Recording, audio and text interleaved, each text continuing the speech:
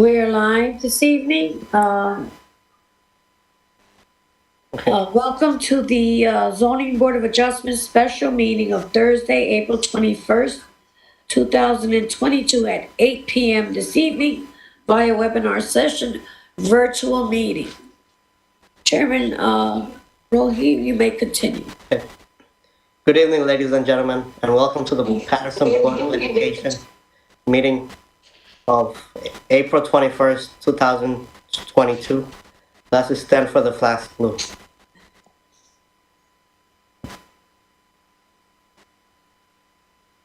Pledge allegiance to the flag. And to the republic for which it stands, one nation under God, indivisible, with liberty and justice for all.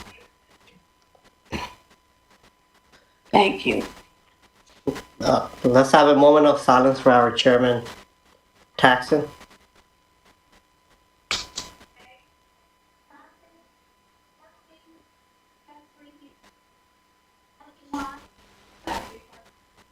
Thank you.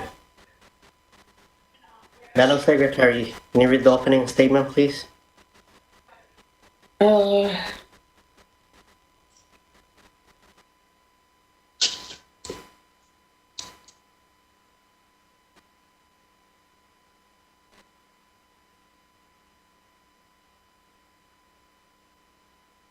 on. The notice requirement of the open public meeting law has been satisfied with respect to this meeting, specifying the time, date, and location included in the annual notice adopted at the reorganization meeting of the board. Filed with the city clerk of the city of Paterson, posted in City Hall and mailed to at least 2 newspapers in accordance with the provisions of the law. Chairman Rohi, may I call the roll, sir? Yes, please. Thank you, Chairman. Commissioner Barros. Yes, present. Commissioner Furman. Present. Commissioner Minaudo is absent. Commissioner Watkins. Present. Commissioner White. Present. Commissioner Arenas. Present. Thank you. Commissioner Vega is absent. Commissioner Chairman Rohi. Present. Thank you. We have 6 commissioners in attendance this evening, sir. You may proceed. Okay, Madam Secretary, please call the agenda. Yes, sir, I will. One moment. Sorry, I have a little cold. Notice pursuant to the Open Public Meetings Act addressing effective coronavirus measures on the next public meeting, consistent with the coronavirus-related restrictions. One moment, sir. Give me one moment.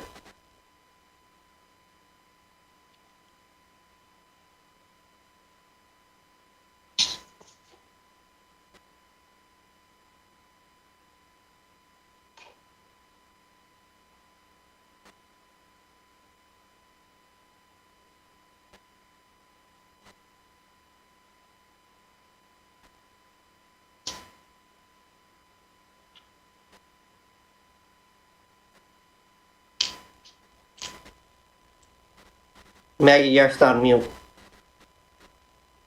Thank you, Chairman. I apologize for that. I had to remove myself for a moment.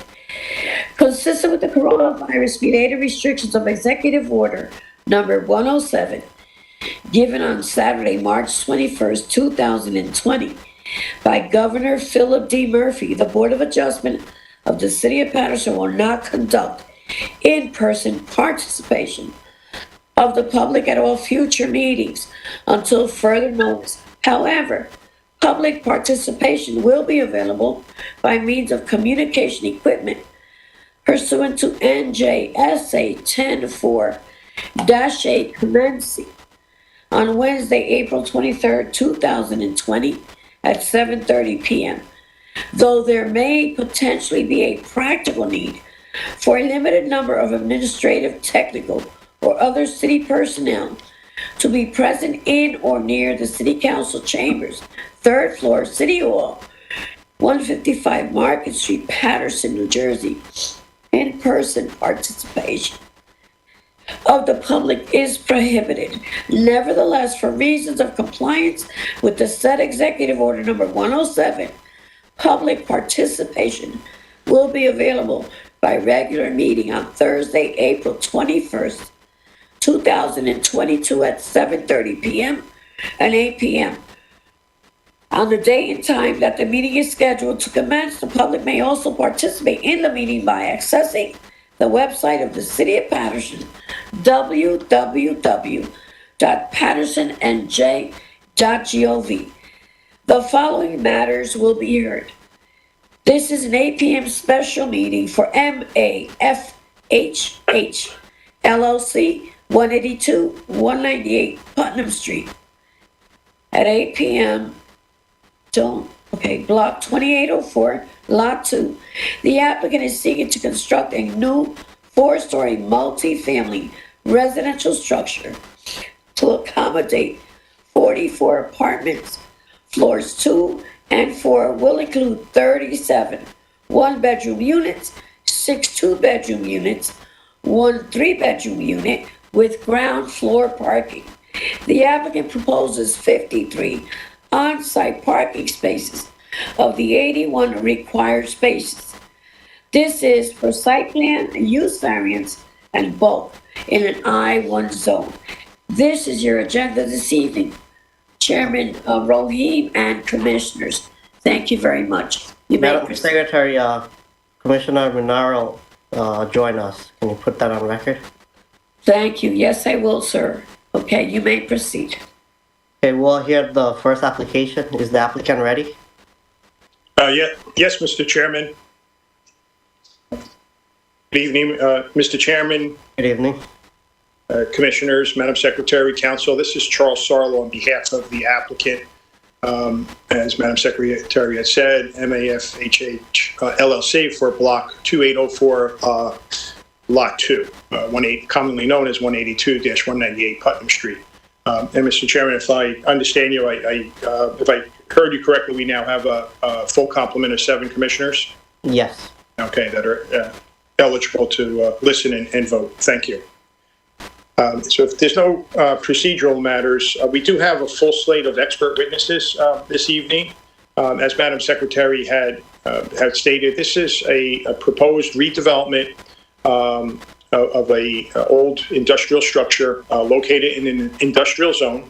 And what's being proposed is 44 multifamily units. The mix, the bedroom count changed a little bit from that application. However, it does not affect the parking requirements at all. Just the floor plans changed. So everything is kind of the same in terms of any variance relief or like I said, the parking variance that is needed. Nothing really changes there. Obviously, since we're in an industrial zone, multifamily is not a permitted use in the multifamily zone, so that is the big variance that we need is a use variance. I have a number of, like I said, I have a number of witnesses with me. We have a civil engineer, we have an architect, we have a traffic engineer, we have a planner. And I intend to go in that order, and we'll see how far we get with the testimony this evening. Hopefully, we can complete the testimony. We did receive Mr. Paparossi's review letter, so we appreciate that, having that in advance to review it. I had a brief conversation with Mr. Paparossi on some of the items, and I think as we proceed through the hearing, we can address them. As we proceed. The biggest one is going to be the types of variances that are needed. We may have a difference of opinion on that.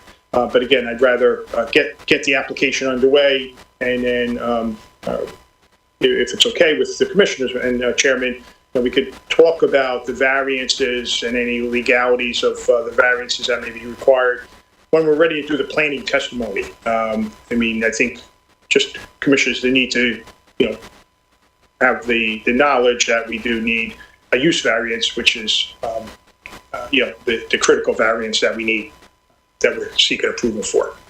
So with that said, as a brief opening, I'd like to call the first witness, which is, Afton, are you on? Yes, I'm here. Okay. So we have Afton Zavarez from Stonefield Engineering, who I'd like to have sworn in and qualified as an expert in the field of civil engineering. Please raise your right hand. You swear or affirm testimony about to give is the truth, the whole truth, and nothing but the truth. I do. State your full name for the record, please. Sure. First name is Afton. Last name is Savitz. Savitz. Thank you. Ms. Savitz, I'd like to have you qualified as an expert in the field of civil engineering. Can you briefly describe your professional and academic credentials for the commissioners? Definitely. So I earned a Bachelor of Science in Civil Engineering from Bucknell University. I am licensed in the state of New Jersey. My license is in good standing. I have a background of practicing in civil engineering for over 9 years with a focus on land development. I have experience in over 50 multifamily residential developments throughout the Northeast, similar to the application before you this evening. Thank you. We accept your credential. Thank you, Mr. Chairman. Okay, Ms. Savitz, what was submitted as part of the application is a series of Stonefield engineering drawings, C1 through C14, and they were signed by Joshua Klein from your office. Were you involved in preparing these drawings, either yourself or under your direction? Yes, I was. Okay, good. And you're familiar with the site, sure, right? I am. Okay. So why don't you, I don't want to do a Q&A, I'd rather just have the free-flowing testimony. So why don't you go ahead and start with the existing conditions of the site and then get into, your drawings. Just call out on if you got to share your screen, let's ask permission, and let's identify whatever drawing that you put up by both the sheet number as well as the date. Perfect. Thank you. Please post your plans, please.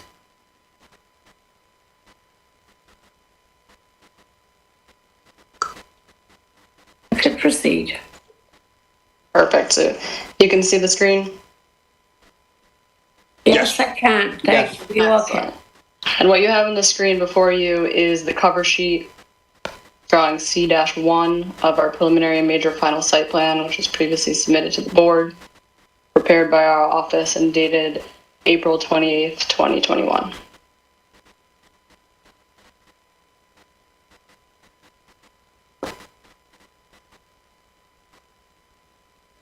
All right, I'm going to go ahead and zoom into the aerial on the screen on the cover sheet. The aerial is oriented in the north direction with north facing the top of the page. The site is located on block 2804, lot 2, surrounded by the double dashed line on the screen. Better known as 182-198 Putnam Street in the city of Paterson, Passaic County, New Jersey. The lot area is 23,061 square feet, or 0.53 acres. The zoning for our district, as mentioned, is the light industrial zone. Bordered to the north across Putnam Street is another property in the light industrial zone used for tractor trailer parking and repair. Similarly, to the south, there is another property zoned for the light industrial with an auto repair use.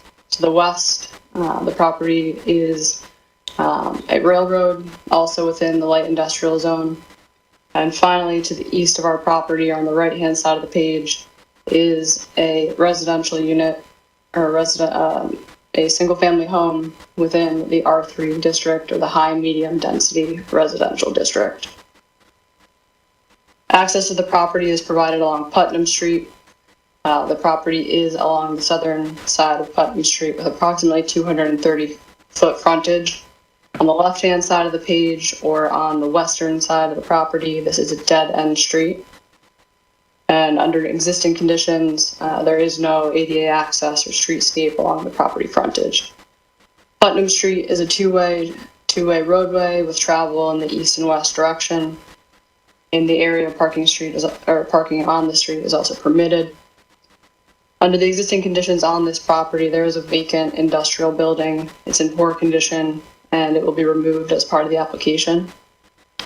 The streetscape, again, is overgrown and in poor condition, but will be improved as part of this. A couple of unique features to mention are the existing building on the property does encroach beyond the property line. In the southern direction. As part of the application, the building will be removed and this demolition will be coordinated with the adjacent property owner. The lot geometry is rectangular in nature. It is relatively flat. The slopes on the site range between 1% and 2%.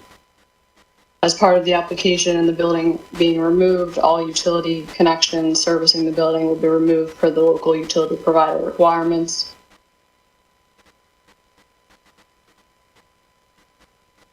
And from here, I'm going to switch. I'm going to introduce an exhibit not previously submitted to the board. But what you're seeing on your screen is a colorized version of the site plan. It is prepared by our office and dated April 19th, 2022. And it is labeled rendered site plan exhibit. Okay, so if we can have that marked as Exhibit A-1.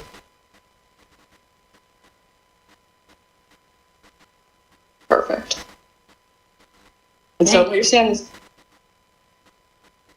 on the screen is a colorized version of our site plan sheet, or C4, as part of the preliminary major final site plan set. It is showing the proposed improvements in addition to the landscaping.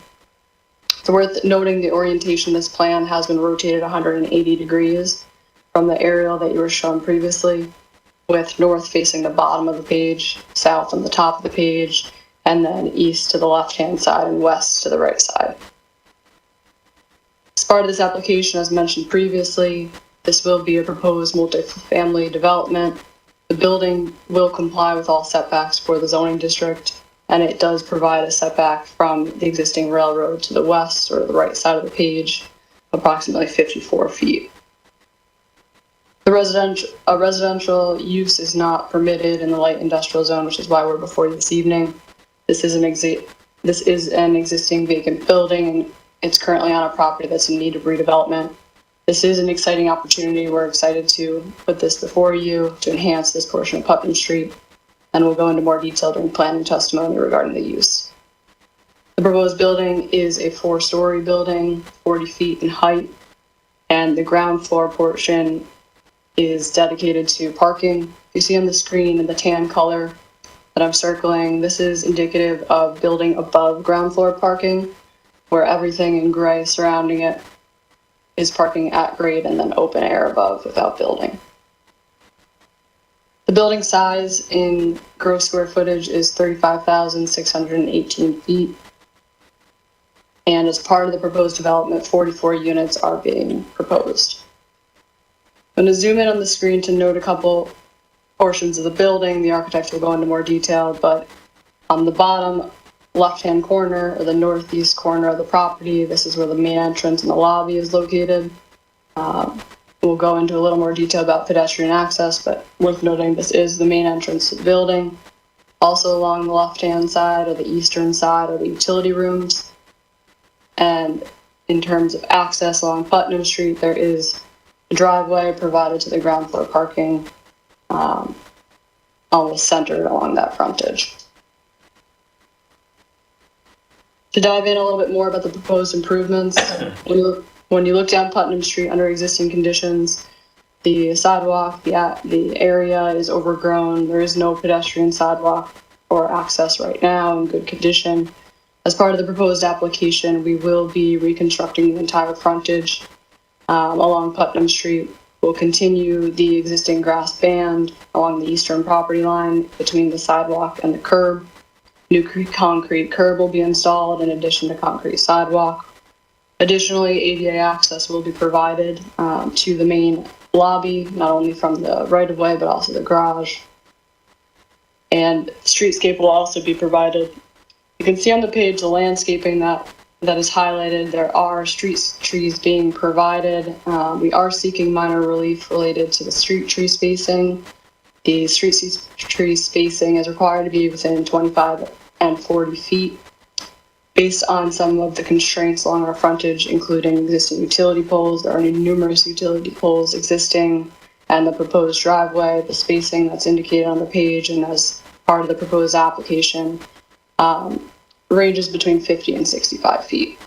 Again, looking to put the trees in the locations that avoid the streetscape furniture that will remain and be protected.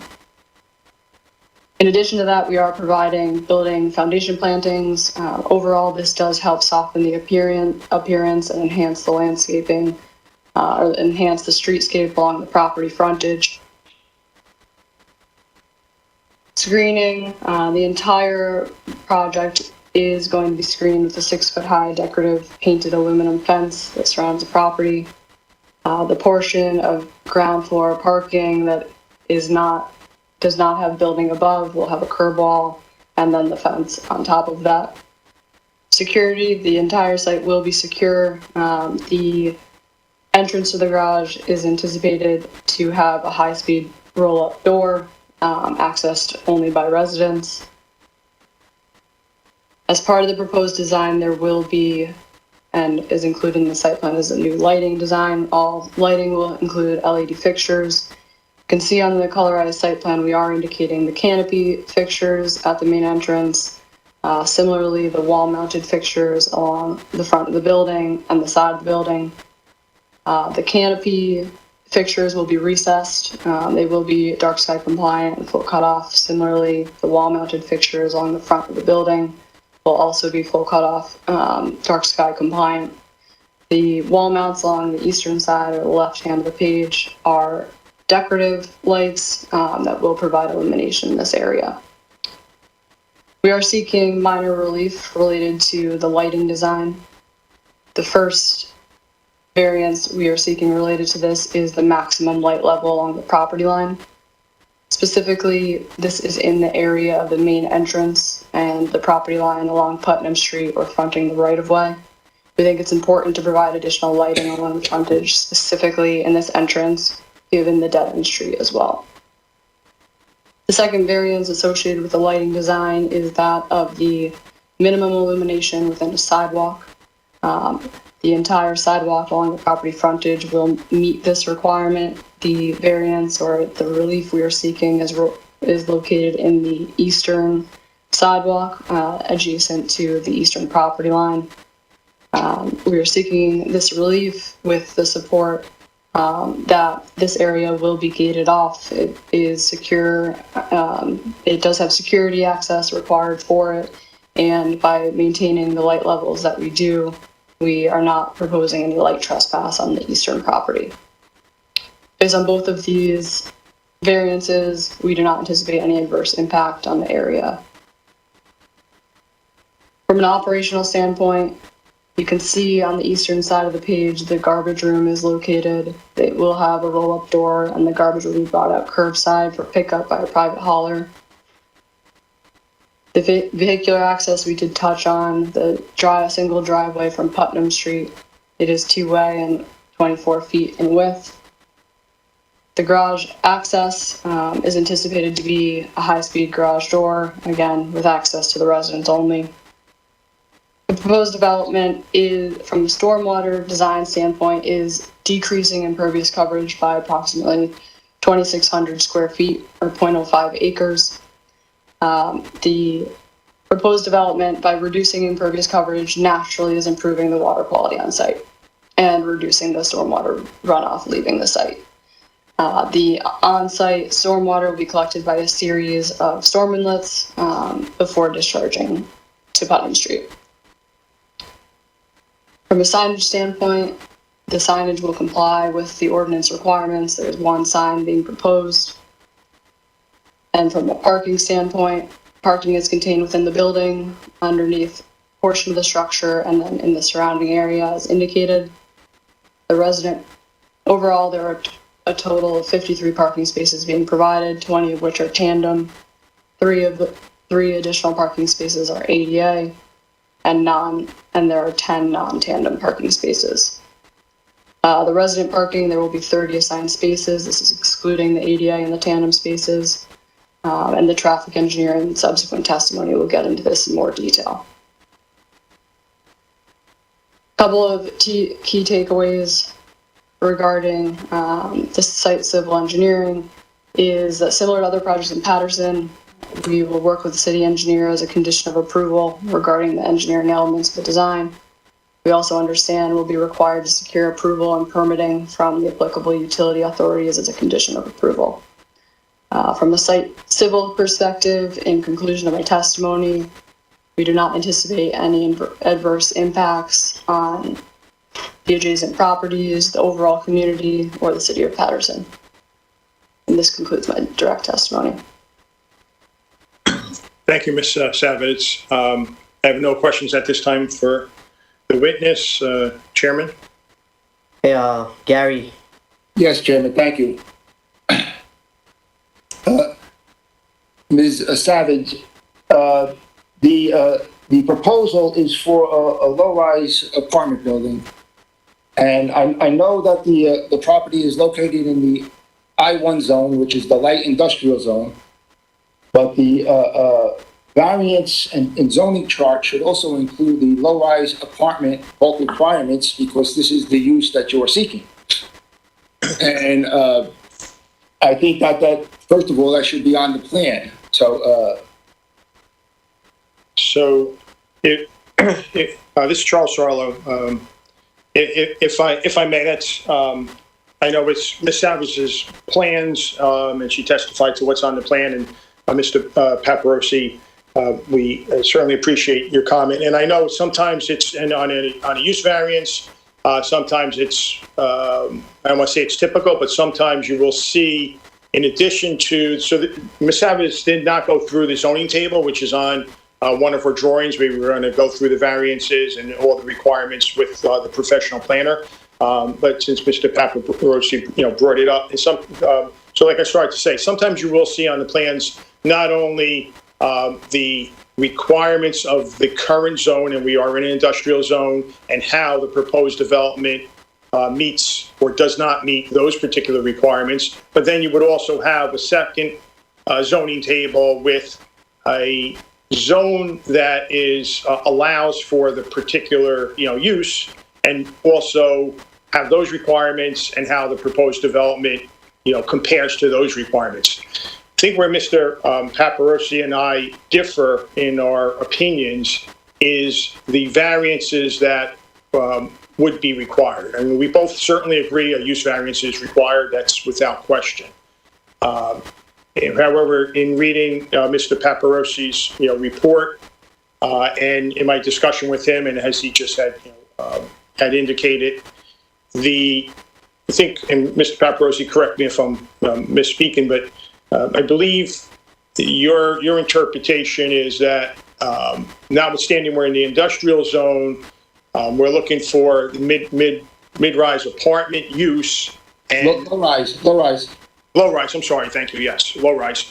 And that the low-rise standards should be used to determine any additional variances that may be required, whether it's, height, density, and I think those are two that you had pointed out, as well as any bulk variance, C variances. I think that's your interpretation, your position. From my position is that it is in a industrial zone. I'm not aware of any case law that says you actually apply different zoning standards.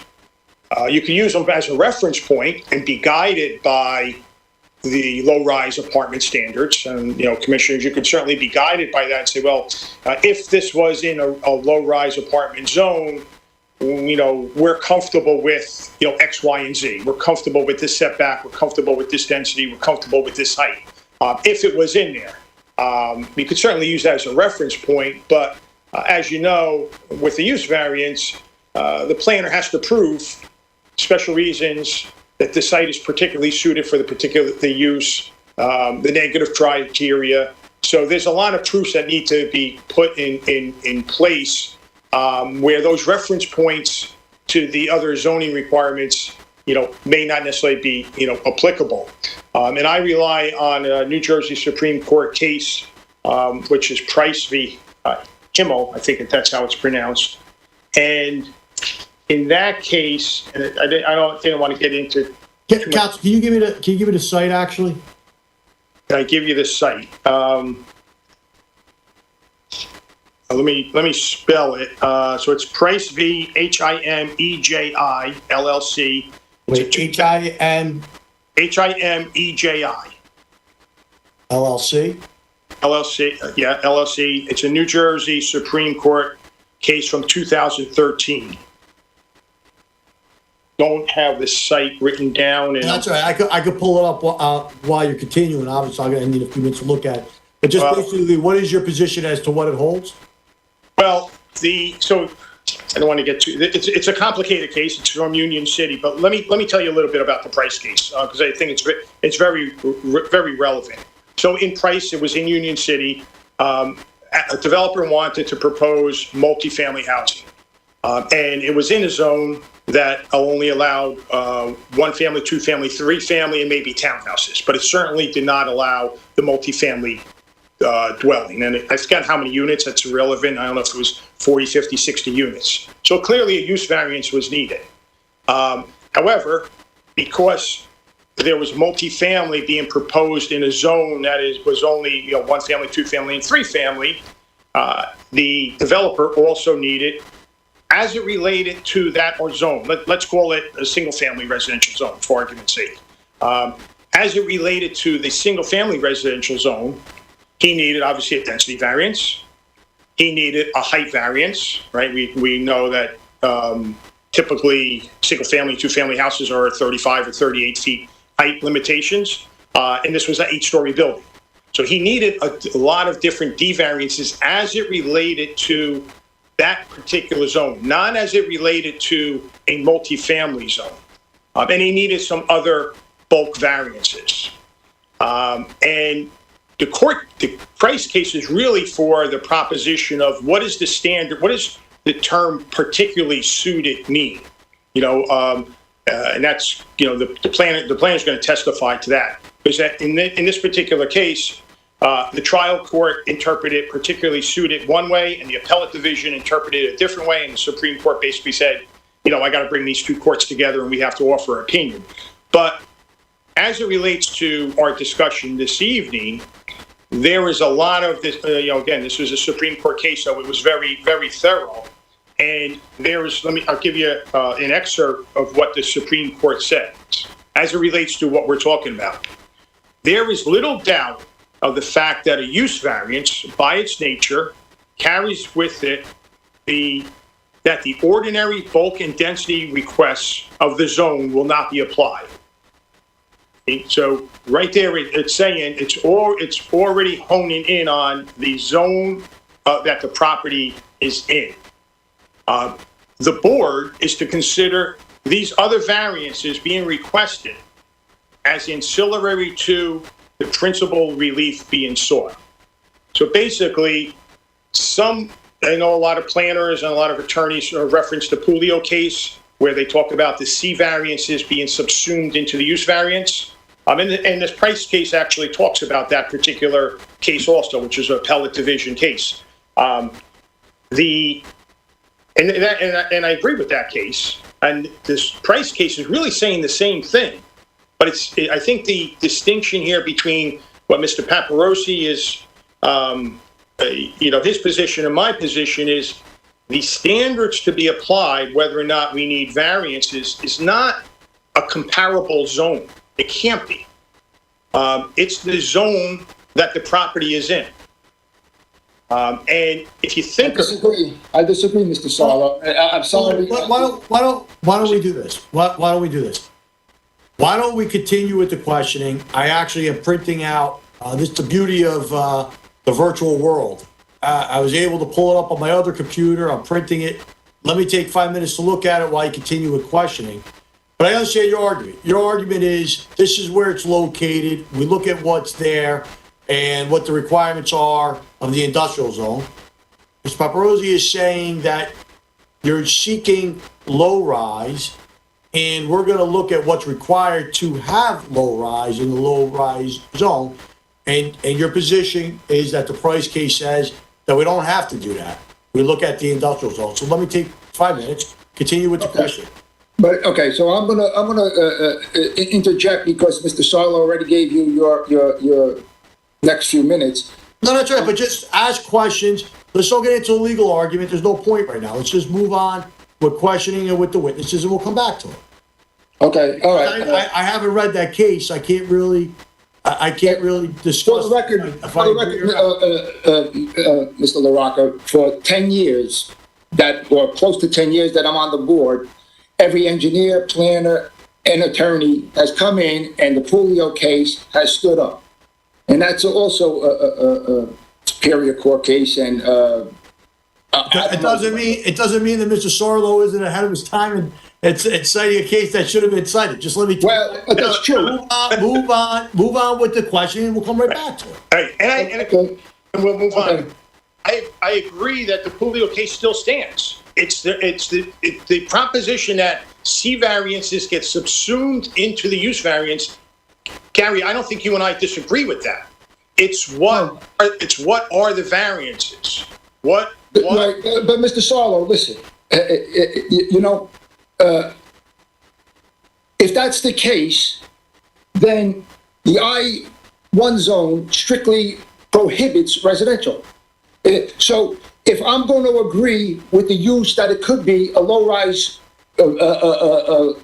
apartment site, then I have to say, here's what is required for the low-rise, and because consequently, if Paterson follows up, the zoning should be changed according to the master plan. If the application got approved, it would be now in the R3 zone, because the master plan says you have to conform to your zone. So the next time that they do the zoning chart, it would be an R3 zone. And these are the things that, for example, when you're in an I-1 zone, you don't need open space. You got a commercial building. The building takes the entire lot. Residential requires open space. You can't just say that's not a variance. I'm sorry. My recommendation to the board, and I know Mr. LaRocca is going to give an opinion, but my recommendation to the board is going to be follow those guidelines if you're going to accept the use. But that being said, we'll wait till that's all. You guys couldn't move on, huh? And what we can't. You're still talking about. That's right. We'll come back to it. I'm ready. Keep reading. I'm going to go on to the plan with the engineer. Aside from the zoning chart, now, you also said that you show a parking layout, and you said that 30 spaces are going to be assigned. Okay, that just can't be possible because you have tandem parking. You have to, and you have 20 spaces and 40 spaces that are tandem. So they all have to be assigned. You can't share a tandem space. In other words, a person in apartment 1 can't take one spot and then somebody in apartment 2 park behind them. So the assigned spaces has to be 40. It just has to be. Now that's just common sense. So while I'm on your parking, your parking requirement, and this is for RSIS, and there's no way that Mr. Sarlo is getting around this, is 81, and you're providing 53. So you're 28 spaces short. But the problem I have with this parking layout is, one, now each apartment is required 1.8 spaces at a minimum. So that's basically 2 spaces. So you can get your 40 apartment spaces, but what happens if I have a studio apartment? Now you have 24 studio apartments, and I only have 1 car. Well, that means you can't use the tandem parking because now you lose a space. So now you're going to go to the single spots, which is only 10. So, but RSIS also includes, not only for the residents, but for visitors, caretakers, social workers, anybody who visits the site. So you're supplying 10 and 3 ADA spaces where you need another 28. So the parking layout is really not that well. The tandem spaces, you need to do that to fit the 53, but it doesn't really work in this application. Part of the reason it doesn't work is because of under low-rise apartment, and based on the size of the lot, you're only allowed 23 units. You're putting 44. So you're doubling the units. You're under low-rise apartments, you're doubling the floor area ratio. So it's the density and the floor area ratio is being doubled. If they accept the use of being a bulk, a low-rise apartment, based on the size, you should really be concentrating more on what is permitted, only because there are other issues. And most of them are probably, architectural and likewise. But the parking layout really doesn't work. So the assigned spaces has to be 40. And if somebody comes in with one car, it sort of screws up your layout. Now, also, you mentioned... Before you continue, I want to ask you a question, because I'm trying to write it down. So you're saying the parking layout doesn't work and must be 40 spaces? No, Maggie. I'll go over it with you later, Maggie. Okay, thank you. You also alluded to a painted aluminum fence. Now, what is a painted aluminum fence, Ms. Savitz? So to address your first comment regarding parking, the parking engineer will follow this testimony and they'll get into that in more detail. And then the decorative painted aluminum fence would be a coated aluminum fence surrounding the property. Aluminum, is that the see-through or solid? I'm not sure what it looks like. I didn't see it. Was it on details? I didn't see it.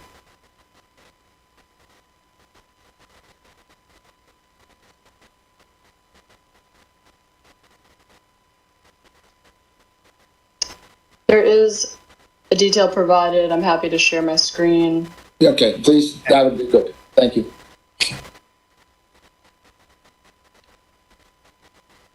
Make sure that you explain what page you're looking at, because I don't see Of course, no problem. Thank you. This is C12 of the preliminary and final major site plan that was submitted. And the title of the sheet is construction details.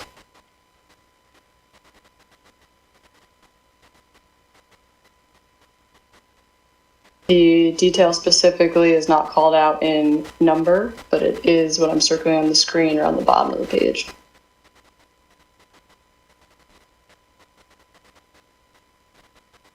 Okay, so it's not solid. In case the commissioners can't read that, it is not solid. Okay, thank you.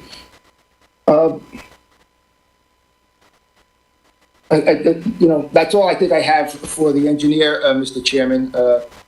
Also, I want to make a note, during my inspection, and I don't know if you made a trip to the site, I wasn't able to park. And I wasn't able to park one car. Thank you, Gary. Okay. Any commissioners?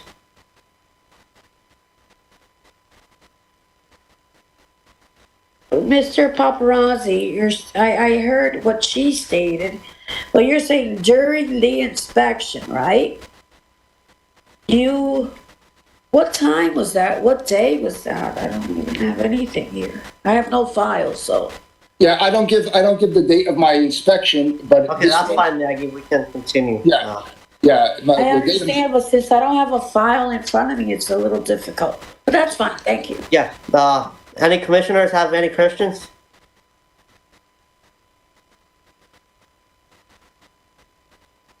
Mark, should we open it up to the public? Do we have any caller, Maggie? The attorney will, address this, and then I will check with, Ryan, IT staff. So the attorney must open it up to the public. All right, at this time, to the members of the public who are watching who may have questions of this expert, you'll have an opportunity at the end to give comments, any statements you may want, but at this time, you have the opportunity to ask questions as to the testimony you just heard, and if you so wish to do so, you call 973-321-1579, and when prompted to, enter meeting ID number 711-680-001. Once again, the phone number is 973-321-1579, and meeting ID number 711-680-0001. Let's give it a moment to see if anybody calls. Mr. Araka, Chairman Rohim, I do have one caller. Until I get him on, can you proceed with the commissioners? Can Yes, you give me one, can you give me 1 second? I have to plug in something. Here, Give me let 1 us know when second. you're ready. Okay. Thank you, okay.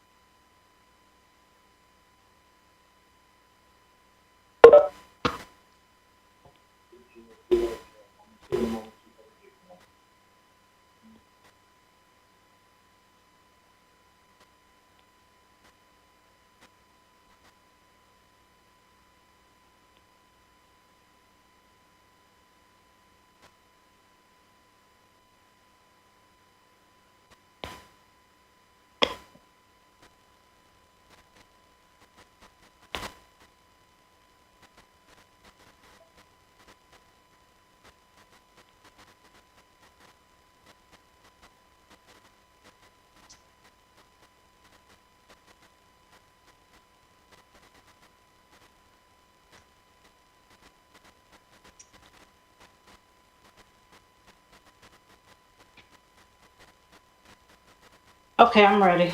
Okay, thank you. Marco, looks like Mr. Brown, they joined him in.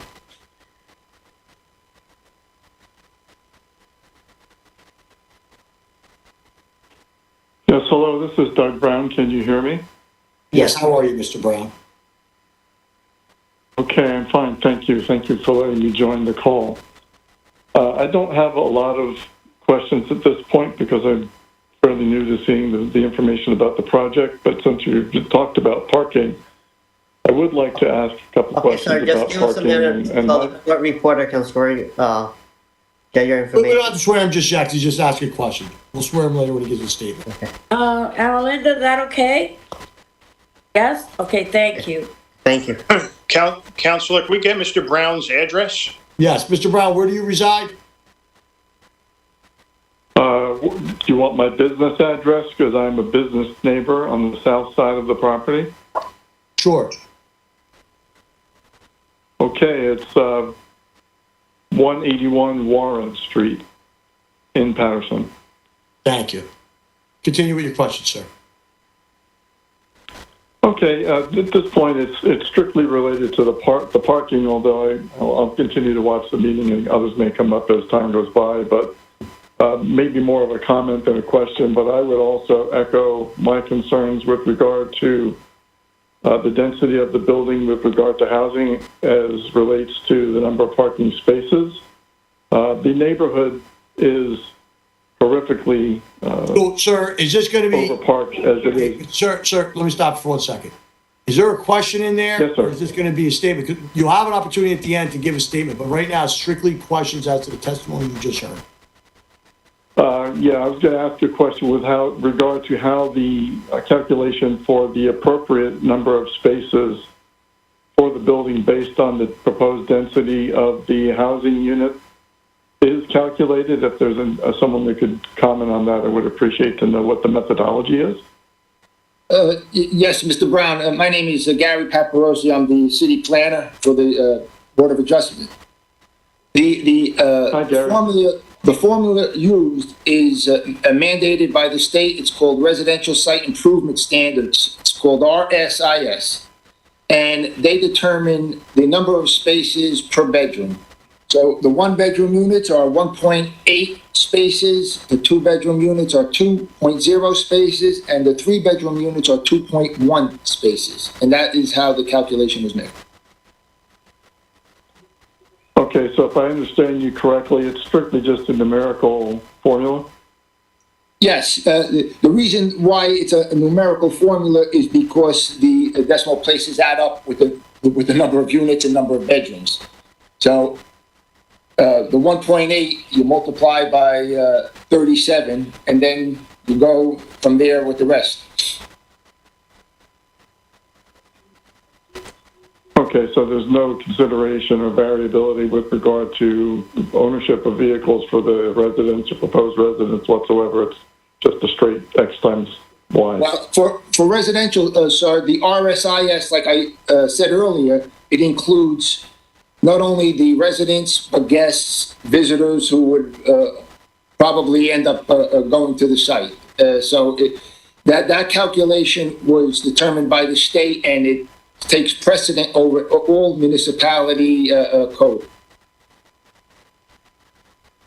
Okay, thank you very much. I appreciate that information. You're welcome. Chairman Rohit, we have no more callers at this time. Okay. Thank you. Commissioners, any question before we move on? Commissioner White, Yes, Commissioner White, go ahead. this is for the planner. When I was looking at the layout, I saw the garbage chute, but I was trying to understand how the garbage was from the tenants were going into that area. Is there a garbage chute, or they're walking the garbage to that destination? Yes, Commissioner White, I assume we're going to get into that as soon as the architect gets on. I had some concerns about that as well. Okay, thank you. You're welcome. Commissioner Watkins, Yes, my Commissioner. question is for Ms. Savitz. How you doing, Ms. Savitz? Doing well, how are you? My question is, throughout this layout, are you the planner or the engineer? I am testifying on behalf of the civil engineering. Okay. As you go down that part of Putnam Street, I don't know if you realize that when you go down that street, as it was mentioned, first of all, there's no place to park. So when you go down that street, you can't make a right turn or a left turn because it's a dead end. When I was there earlier today, the only way I was able to get off that block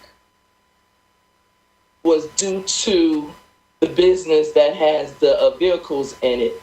If it didn't have that entrance, I wouldn't have been able to turn around to come off that street. I would have had to just put my car in reverse to get off that street. So, and that's now. Imagine when you put that property up, what the situation is going to be. That's all I have. Commissioner Watkins, there was also a barricade in the road that I was hoping to get some explanation on. That barricade cuts off Putnam Street before the end of the property, and it was put there by the city. So I'm not sure, if the applicant or the engineer knows the procedure on that, or what the reason was for it and how they get around it. But maybe I'll save that at the end for Mr. Sarlo, since we're going to find out. That would be fine, but in all honesty, I noticed that, tell Gary. me I what noticed street the it's on? barricade. It's on Putnam. Putnam. Yeah, I did notice. I noticed the barricade. Thank you. I can call DPW and speak to the director and find out and send you the report if you like. That's not necessary, Maggie, at this point. We'll see if it becomes necessary. So, Mr. Paparosi, this is Charles Sarlo. So, again, we did read that. I did read that in your report. As far as we know, yes, the city put that barricade there. I personally looked at the title work, My client has no recollection or knowledge, directly or indirectly, about that street being vacated by ordinance by the city. So it just seems, for whatever reason, a temporary barricade was put up. Obviously, if for some reason there was some kind of legal ordinance that was put in place, you're cutting off road frontage, you're cutting off frontage on a public street to this particular lot, and that's almost like an inverse condemnation. So we don't have all the facts why it's there, but our position is this is a city issue to remove that barricade. Okay. Okay. Thank you. Thank you. Any other commissioners, or?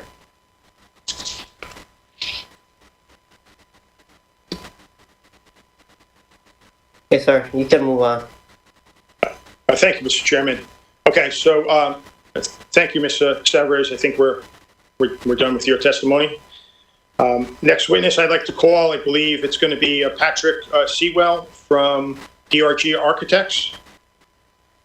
That's correct, Mr. Sarlo. Can everybody hear me? Yes. Okay, great. Please raise your right hand, sir. Sure. Do you swear or affirm the testimony you're about to give is the truth, the whole truth, and nothing but the truth? Yes. State your full name for the record, please, and spell it. Patrick Seawell is the last name. Last name spelled Seiwell.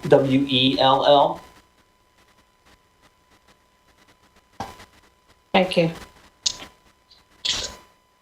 Mr. Sidewell, I'd like to have you qualified as an expert in the field of architecture for the benefit of the commissioners. Can you briefly explain your professional credentials and your academic credentials? Sure. Graduate of NJIT with a bachelor's of architecture. Been practicing architecture professionally since 2003 with the licenses in New Jersey, New York, and Pennsylvania. Thank you. We accept your credential. Thank you, Mr. Chairman. Okay, so Mr. Seawell, again, with the application, there was a package of architectural plans that were submitted under the DRG title block. There's a cover sheet, and then there's a series of drawings. 1, 2, 3, 4, 5, 6. Looks like 7 drawings plus the cover sheet. Correct. Okay, were these drawings either prepared by yourself or under your direction? Yes. Okay, thank you. Okay, so why don't you go through your testimony as it relates to the architectural nature? And I do know you, at the appropriate time, I know you have some renderings, colored renderings that you could show, and we'll mark them as exhibits. All right, fantastic. Once again, it's good to be here. Pat Seawell, Design Resources Group Architects. Can everybody see my screen? Yes. All right, fantastic. Yes. All right, so the first of a series of drawings, obviously, is the cover with a location map, a key plan, and this is dated May 5th of 2021. The second sheet here just gives you kind of an overall site plan. This particular drawing is A001.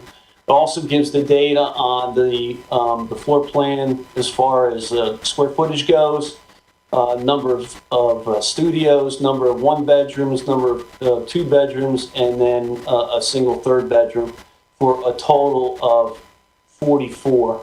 Not sure if you can see my cursor or not. I'm trying to circle it as I go along here. The next page. Your first floor plan. As previously described, we have a parking entrance and exit onto Putnam Street here. Total stack parking here of 53 spaces. We have barrier-free spaces in and onto the left as you enter the parking area of the garage. 2 stairs, 2 exit stairs that rise from this first floor all the way to the rooftop. We have a main entrance, seating area, and a package storage area over on the left-hand side of the plan here. Mr. Seawell, excuse me, what is the date of that first floor plan? The date of the first floor plan? Yeah, the plan that you have, well, okay, well, it was just up, but, I'll try to get to it for you.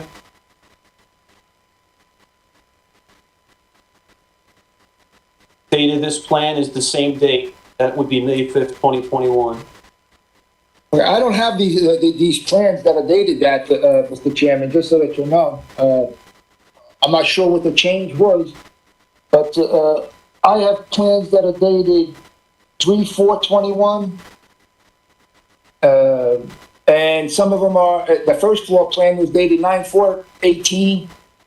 There's no revision date on any of them, but they all have different dates. But none of them with the date you just mentioned. Was this plan submitted to the board, to our office, or? Mr. I Sa- didn't get it if it was. I'm under the impression of what they were. Okay, well, I don't have them. but- Plans are dated 4/19 and today's the 21st. Correct? Yeah, today's the 21st, but, So the plans were updated 2 days ago? I don't know, I don't have them. These were submitted back in May.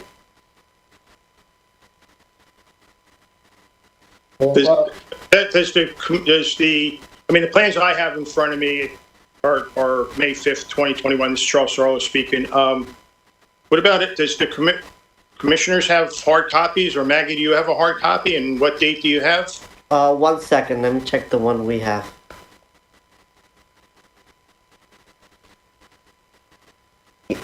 Gary, if you check your email, Maggie emailed us this morning.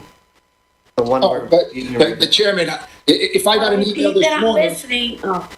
if I got an email this morning, I can't review it for tonight's meeting, you Let know. me see if- I if didn't Mariam understand, emailed but can us. you repeat that? Commissioner, Chairman Rohi? Maggie, we're talking about the plan that's on the screen. When do we receive this? I could not answer that because the file that I was given by the clerical assistant during the day and was giving this file by Michael Deutsch, director, is not the file that I needed for this meeting. So I have no information for my commissioners or you, Chairman. And because of that, I'm going to have to step back and ask the attorney to take it from here. Okay.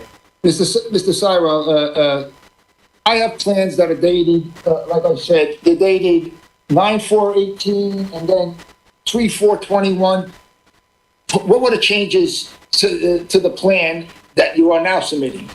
We're still going with the 44 apartments. Is there something else that I should know about that is?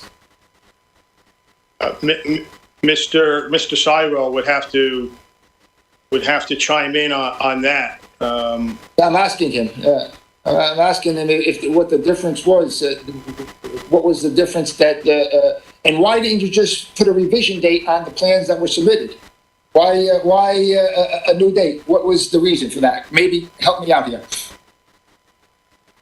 Well, I know there might have been some subtle changes, but the number of total units never changed. So we're still at 44 units. Okay. So the changes then were I'm going to say minimal. Minimal in nature, yes. Okay. So how come you just didn't put a revision date on the plans that we had? Why new set of plans with a new date? Could have been a clerical error. Okay. All right. On whose behalf is the clerical error? Because when things are given in our, excuse me, I'm the secretary here. I don't have anything to work with, but I want to ask you something. This, what you have in front of you, and Yes. the commissioners are seeing, what's the date on that plan? The plans in front of me? Yes, That is May 5th. I'm talking to him. Yes, that would be 5/5/2021. 5/5/21. Did you submit another plan? Updated? Anything? I don't believe so. Okay, so I'm gonna ask Mr. Paparazzi. What plan do you have in front of you? What's the date? 3/4/21 and 9/4/18. They have two sets of dates on different plans. Okay? This is the reason that I want to speak to everyone who's listening.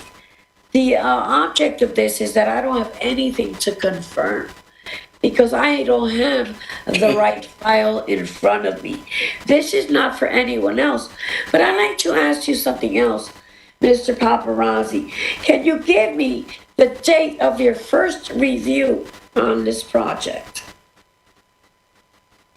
This is my first, the date is 4/19/2022. Thank you. And that's why Gary is pretty good at what he does, because he's working what he has. I unfortunately do not have anything, but I want to make sure that anyone who's here, I'd like to ask the attorney a question. If you submitted these in time, do you think that there is something that you would like to take a few minutes with or not? And tell me the last date that we're going to go with the plan this evening that you want to have the commissioners vote on. Because since I don't have any paperwork, it's up to you to tell me what date on that plan these commissioners will be voting on this evening. Maggie, I'm just gonna stop you for a second here. Gary, the changes, what do you feel about the changes? Well, let's go through it. Let Mr. Seawell go through his plan and keep it on the screen. And if there's anything that is too drastic, then I'll let you know, Chairman. And if it changes any of my report, then I'll let you know that as well. Okay, so for now, let's move on, and if we see much of a change, then we'll stop, and then we'll... Okay. Can do. Yep, okay. Before we move on. Yeah, remember that excuse me, Mr. LaRocca, he has to only speak on behalf of the dates on that plan, which is March 4th and September 4th. Am I correct? Those are the plans I have. Yes. Those are the plans I have, you know. In the future, Mr. Sarlo, these plans should be emailed directly to the professionals, you know. Exactly. Because what happens is the city hall is backed up with a lot of applications, and there's a little problem with the paperwork sometimes because of the backup. But it's customary to at least send the electronic copies at least to the professionals, so my report matches the plans. But hopefully they match, Mr. Chairman. We'll keep going forward and we'll see, you know. All right, before we move forward, I believe Marco has something to say. I just want to say, do we want... As a secretary, I'm also entitled to let the commissioners know the dates of the plans, because I don't have anything. So the dates are March 4th, 21, and September 4th. Am I correct? No, Mr. Paparazzi? Those are the plans I have, but there's a May set of plans that were submitted. So let's move forward. Marco, you have something to say. Please go ahead. Mr. Sarlo, Mr. Paparazzi, all right, so I actually read the price case. I read the whole case, Mr. Sarlo. And you're right, it's a very involved case, it's a complicated case. It deals with a lot of issues that we don't need to get into tonight, such as original jurisdiction being by the appellate division and different issues with resolutions and so forth. But it does discuss and it does hold, and the proposition is as to suitability of the specific site for the use. Am I correct in your opinion, Mr. Sarlo? Yeah, yes, that was the essential holding, and the essential issue is what is the standard for particularly suitability, correct? And the only way, Stop for 1 second, please, guys. So, One at a time, please. but it doesn't as far as what I've read. And I mean, it's long, and I read it while watching the meeting and looking at it. But having said that, I think I looked at it pretty good, and I highlighted parts, and I didn't come across a part that said we apply the standards of the zone it's in. Now, having said that, it also doesn't say we go to the other zone. I understand that. But if we look at this case, it's a little unique also by virtue of the fact that this particular property that they're talking about is unique, right? In that they reference its different zones that obviously we have here in the city of Paterson, and it's talking about the R zone and then where the property was located, but it actually touched and was bordering the zone where the use was allowed.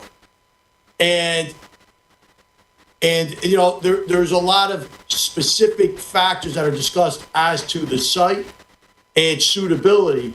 Mm-hmm. But I don't see anything here that says we apply the standards of the R zone that it was located in. It does. So there's an argument both ways. I understand your argument, but the other argument is it's suitable to use the particular, and by the way, what it also talks about is the use that's being proposed in the particular building and the height and the multifamily, that there is numerous other home or dwellings or buildings, I should say, in the general vicinity that match it, right? And that you know, that was the difference there. But the suitability, as Gary indicated, could be that it's suitable because it fits and matches the zone where that particular use is allowed. But regardless, I'm not the Supreme Court, but I don't see, unless you could point to me where it specifically says that we look at the zone that it's situated in, as opposed to we look for the particular suitability of the lot. I don't disagree with you. We look at each lot individually, and we need to look at it individually.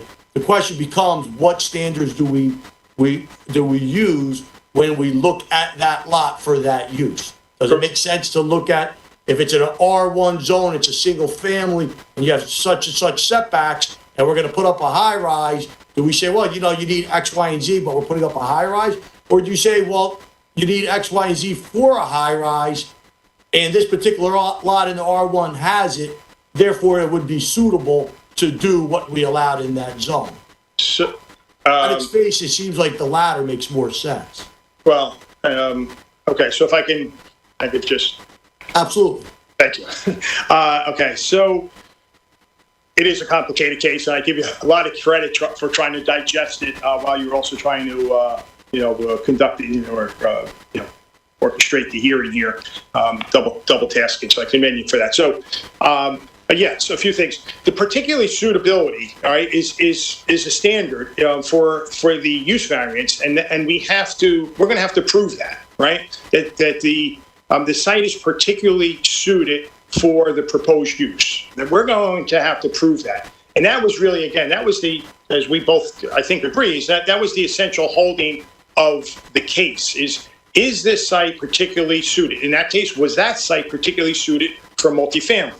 In this case, is this site particularly suited for multifamily? And that's a very site analysis that has to be done. And that's actually what the Price case says. And that was actually the distinction between the trial court and the appellate division, where the trial court was basically saying, oh, no, you have to prove that there's no other site in the area that this multifamily could go. And the appellate division said, no, it's a site-by-site particular analysis. But that does not carry over to what standards do we use, right?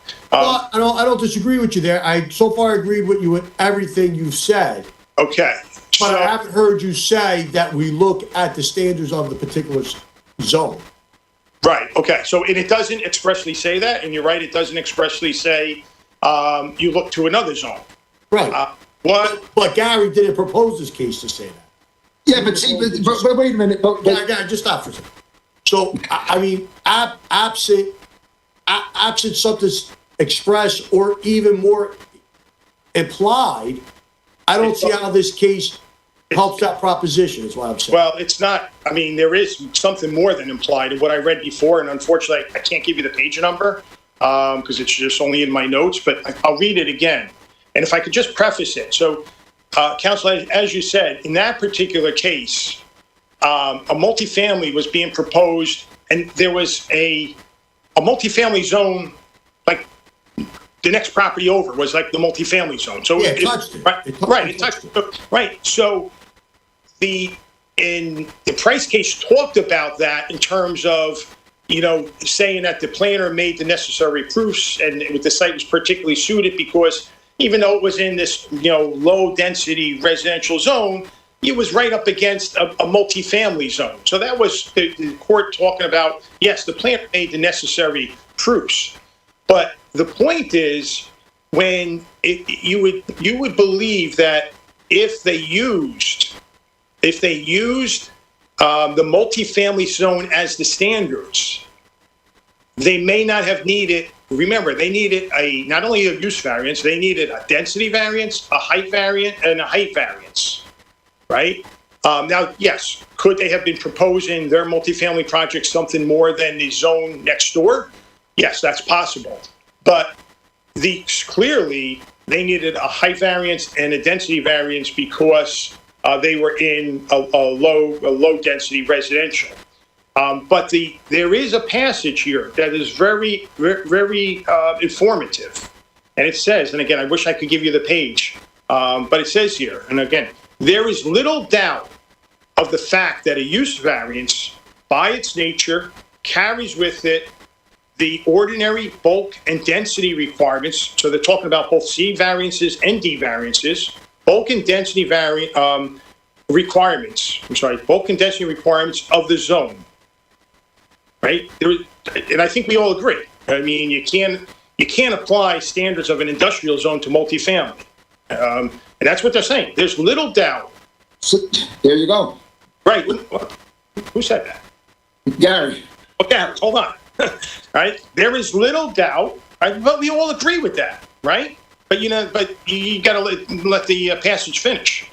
There is little doubt of the fact that a use variance, by its nature, carries with it that the ordinary bulk and density requirements of the zone would not be applied.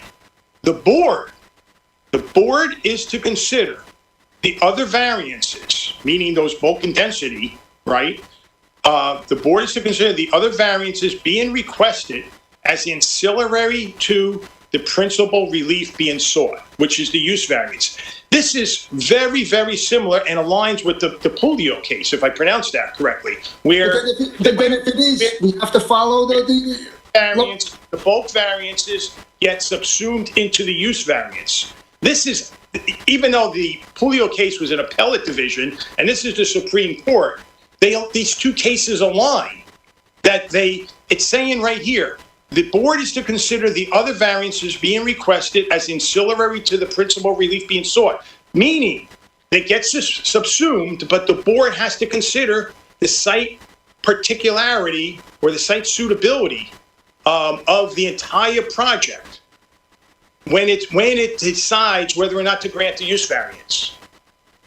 There is nothing in this Price case that says you look to another compatible zone for requirements. And if that was the case, I think that would be very explicit in a Supreme Court case. And in the Pulio case is nothing where you should... Gary, the Pulio case, I agree with the Pulio case. The Pulio case stands for, and by the way, the Pulio case cited no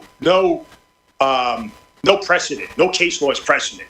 But there are other case laws that follow that, too. Gary, hold on. But Mr. Sullivan, hold on. I agree that the Pulio case says... Gentlemen, one at a time, please. Our court reporter, she's trying to take notes.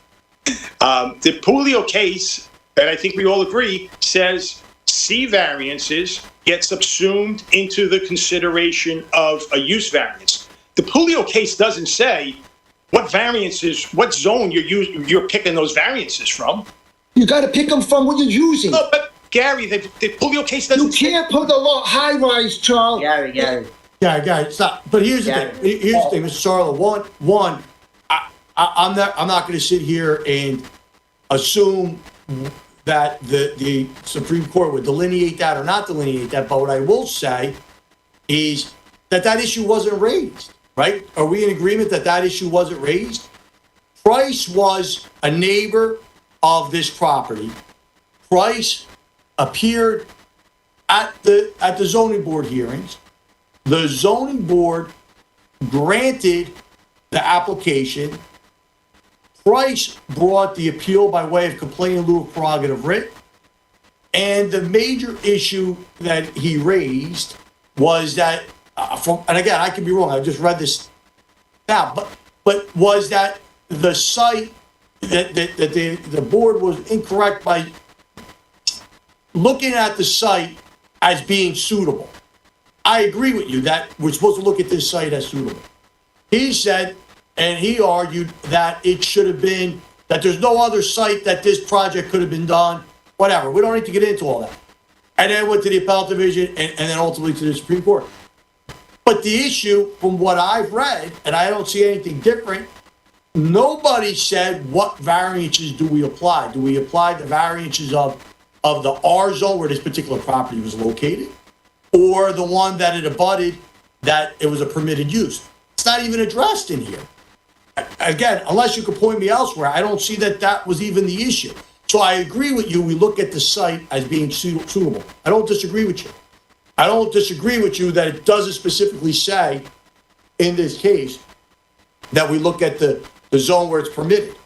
But the board, through its planner, didn't propose this case to say that. You proposed it to say something other than that. I'm just indicating to you and to the board that I don't see that. I don't see that it's contrary to that. Okay. I don't disagree with you that the Pulio case doesn't necessarily get into, I got to go back and look at it. You may be right that it doesn't talk about that. But again, there is no case law in front of me where it's specifically said we don't apply the requirements of the zone where it's permitted, or I should say, that we apply the standards and the requirements of the zone where it's located. Right. That's all I'm saying. The Okay. case doesn't say that, and I don't think we can consider the case, unless you can point me elsewhere to say that we're supposed to take these things. Now, I understand your argument. I understand your position that we should look to this zone. At the end of the day, I agree, if the site is suitable, your professionals are going to put on their presentation. Our planner is going to comment on it, and we got to look at the suitability of this particular site. But I think if all the cases cited within Medici, all the cases talk about zoning by ordinance is more preferable than zoning by variance, right? I don't think anybody disagrees on that it goes by that. So the ordinances in the master plan is set up for particular reasons, for particular zones and particular configurations. And what Gary's saying is those particular requirements that were designed by the master plan and by ordinance, we're going to apply that here because that's what you're seeking to do. I understand your position that no, we don't need to look at that. We look at the requirements of that zone, but I haven't seen anything to support that position is what I'm saying to you. Okay. So let me, if I could just make one last comment and then we could figure out how to move on. So there's, again, the price case says, okay, another section, right? If a density and height variances are requested in connection with a use variance, okay? So density and height in connection with a use variance. So if you're in a multifamily zone, if they were in the multifamily, we both agree that the property next door was a multifamily zone. So they didn't need if they were one property over, they would not have needed a use variance. But the court's saying if a density and height variance are requested in connection with the use variance, so they're talking about this low density residential of where the property is located. And they go on to say, okay, the standard to be used for the density and height is a relaxed standard, consistent with the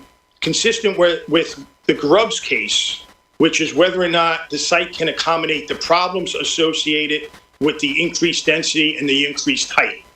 So that passage there clearly, again, it doesn't explicitly say it, and it's a complex case, and you got to kind of look at the facts of what the court's saying.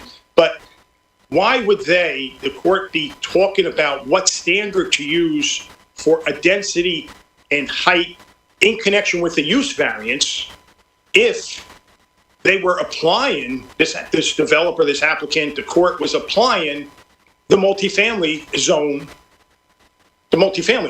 because there wouldn't be a use variance. But if we're talking about the density and it could have that and be suitable for that particular proposed structure, what is suitable for the proposed structure, you have to assume what was designed by ordinance and what would be allowed. What's allowed in Union City and Paterson is different than what would be allowed for that type of structure in Parsippany. I'm not comparing Union City to Paterson or Passaic or Parsippany or any other. It's really what the holding of the price case. Oh, no, I understand that, but I'm saying is that particular lot has to be suitable for what is allowed, and each have to make. All right, that's the proof.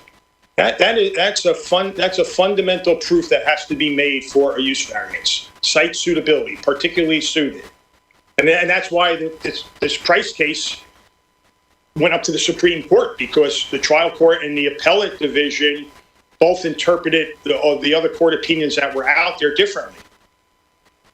As to whether or not there was other suitable locations, correct? Well, yeah. I mean, one, the trial court said, the developer didn't talk about any other suitable locations, right. And the appellate division said that's not the standard for particularly suited. The standard, and I agree with you. Right, and I agree with you. And that's the whole particularly suited, which is again the essence of the price case. Doesn't talk about that's the particularly suited is something we concede that we have to prove, and the board. I understood, but right. What I'm saying is that's what it talks about. Correct. That's the thrust of the case. That's it. Well, no, that's not it. I know. I mean, it talks about original jurisdiction. Right. It extract is the issue that's before us. Understood. Yeah. All right. We can move on. I think we made a record. You made your point. We can go from there. Okay. Appreciate it. Thank you. Let's move on. Okay. Where are, I guess, architectural plans? Yes, I'm going to continue. Mr. Chairman, we okay with continuing? Yes, Gary, we can continue, and then if you notice too much change, then you'll stop us, correct? Yeah, he was on the roof plan, and now it disappeared. So you want to zoom in on that the roof amenities, because you gave me some numbers. I have numbers listed on some of the other plans. This is just a basic site or block plan. Okay, on one of the plans, Mr. Seawell, you say that the roof amenities open space is 4,100 square feet. Yes, it's further down in the set. Okay, well, bring up that plan, because my plan has no dimensions and I can't prove the 4,100 feet, 4,100 square feet.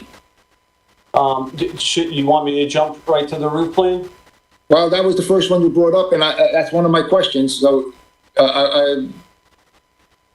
we're going to go. I'm going to sort of jump in on your testimony only because there are some issues that I need to clear up. And since I don't have your latest plan, I think that's probably the best way to proceed. Fair enough. So going back to the first floor plan, and I'll just go in succession. We will get to the roof plan where we do have some square footages shown. But in any event, this is the parking that was previously discussed. We did talk about the utility area. You will have a garbage, water, and electric. This is Putnam Street here, and the entrance to the parking garage. Moving to the second floor, for a total of 14 spaces. We do have a gym area scheduled on this floor, along with a variety of different residential spaces. The two stairs, once again, as I previously said, are going to rise from the parking area or first floor all the way through to the roof. The next plan. I have some questions. Hold on.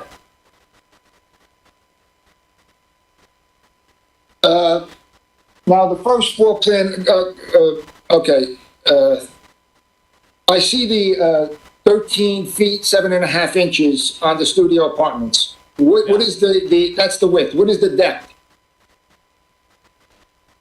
If you go all the way, slide all the way from right to left, you'll see you have a dimension Yeah, to I'm the trying end to of the find that hallway. dimension for you. If you blow that up and slide it over to yeah, there you go. Okay, if you zoom in, you have a dimension from the front of the unit to the end of the hallway. You're right. That dimension is 34 feet, 4.5 inches. Okay? All right, how wide is that hallway?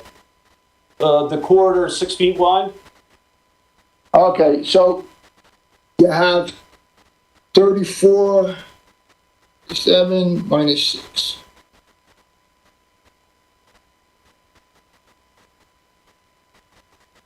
Okay, so you have 13, 7.5, and you have 34, 4.5 minus 6 foot. If you multiply those two numbers, all those square footages are wrong. Well, the square footage is shown, you have to understand, are to the inside of the walls. So that's our gross square footage number. Okay, but that's not how the code reads. Okay? All right, so, you know, you're giving me something, I gotta go by the code.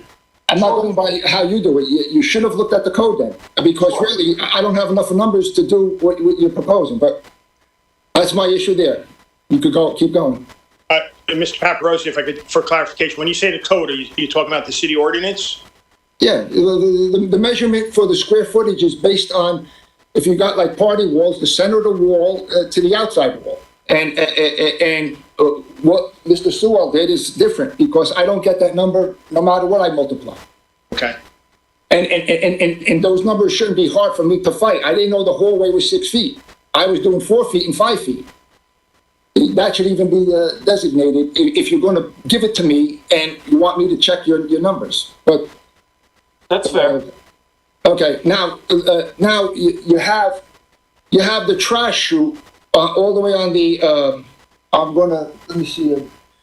I would say that's the. I'm just looking at it north and south now. That would be on the west side if the north was going straight up. Right, there's your trash chute. Now, all your 2 and 3 bedrooms are on the other side, on the east side. Okay. So you have to assume that they have to go to the garbage at least once a day, the 2 and 3 bedrooms, maybe more. Okay. You got about 200 feet to go to the garbage chute, and then another 200 feet back. It's 400 feet. You know, that's it would have been nice to be centrally located. You know, to walk 2 city blocks to dump your garbage is really not ideal planning, in my opinion. You know, I think it's over there only because you had to squeeze in the units in the parking, but it's just not, you know, if I have a 3-bedroom and I'm going to the garbage twice a day, that's 400 feet each time. Well, this area, the utility area did lend itself to be placed on this side of the building, so that's why we have the trash chute on that particular side of the building. That's true, but that's because the low-rise density only allows 23 units, and if you had 23 units, I think you could have had a better plan. Acknowledged. Okay, you could continue.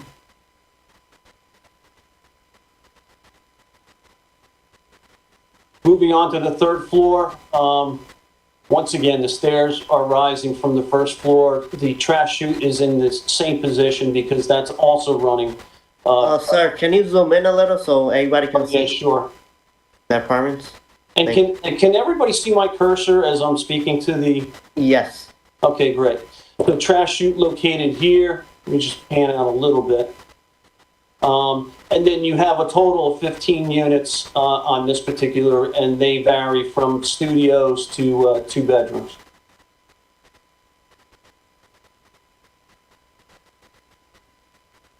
Next sheet, A104 is the 4th floor plan. I'll zoom in again. And you can tell that the floor plans are basically mimicking themselves as they rise through the 2nd through the the rest of the floors. But once again, we're looking at a total of 15, and once again, various studios and 2 bedrooms, single bedrooms on this particular plan here.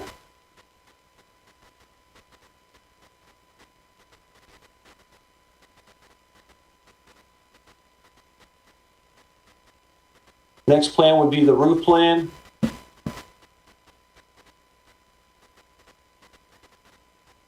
This is the rooftop amenities. We have that scheduled for 4,100 square feet.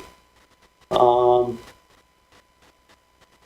rest of the roof is going to be scheduled for mechanical units, and then we also have access to means of egress from the roof amenities for stair A and the stair B here. And that's another number, Mr. Seawell, that the 4,100, there's no dimensions there for me to verify that. Yes. You look for the bulk requirements on low-rise has an open space requirement of 8,000 square feet. Now, you're proposing 4,100, but I can't prove that. And as I said before, your other numbers are not correct, so I have some concerns that... Yeah, we can certainly, and that's acknowledged, we can certainly add dimensions and get you that information. Okay, thank you. The next page here is A201, describes the elevations of the building. This north elevation is the front of the building that faces Putnam Street. You can see the garage door. This second or eastern elevation is the elevation that is going to face the adjacent property. The west elevation that you see down here is going to face the tracks. And then, of course, the rear elevation. Let me point you to the building heights.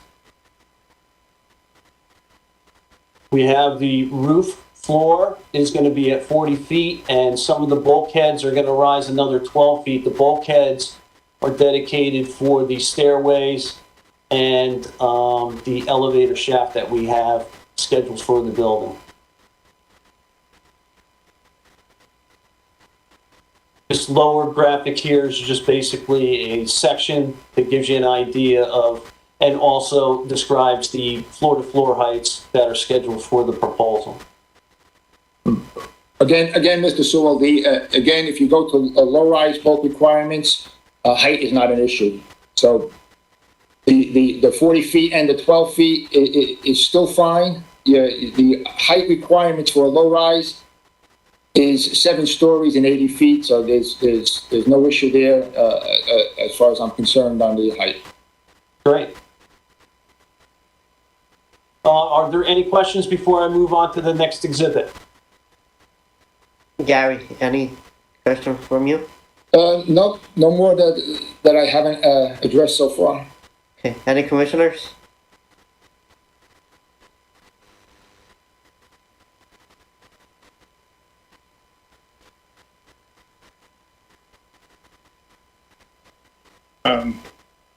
Chairman, Commissioner Monaro. Yes, go ahead, Commissioner. Gary, are these concerns that you still feel that we can continue with the meeting and with the plans?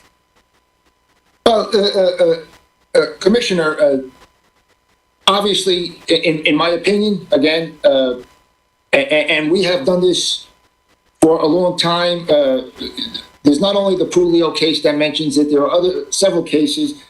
Even municipal land use law suggests that the bulk requirements for the use are what you should consider. And you don't have to be, Commissioner, you don't have to be an engineer, a planner, or an attorney. You just have to have common sense. If you're putting up a high-rise building and where only garages are permitted, you can't hold those standards.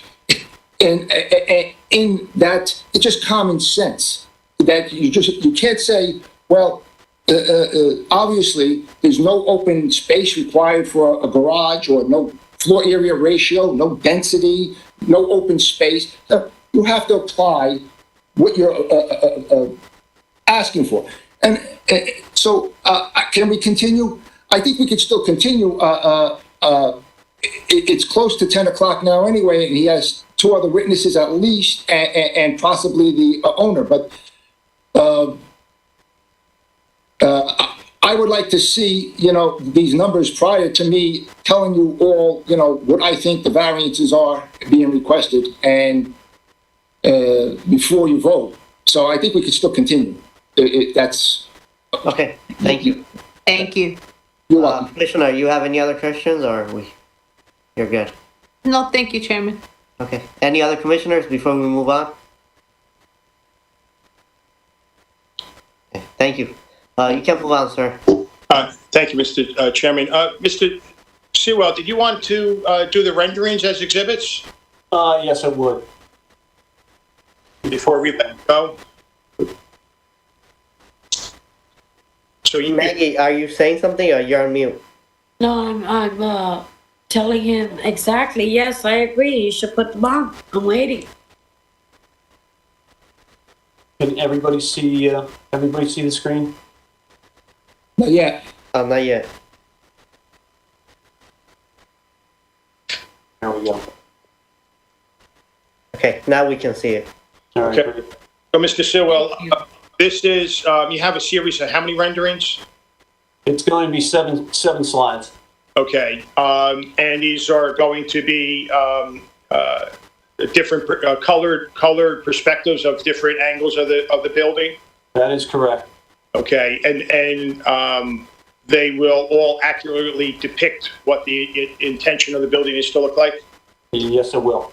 Okay, so I'd like to have this series of 7 perspectives, colored renderings, perspectives marked as Exhibit A2, if that's okay.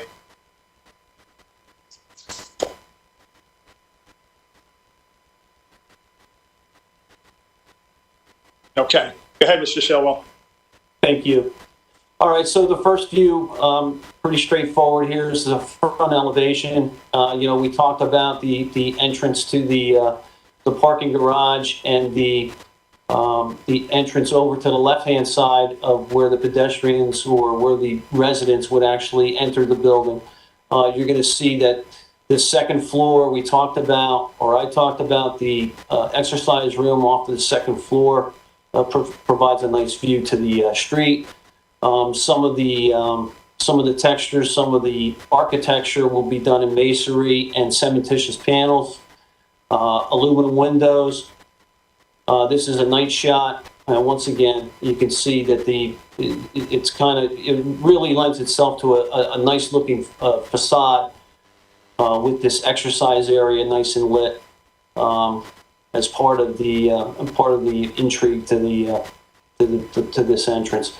This is the main entrance once again.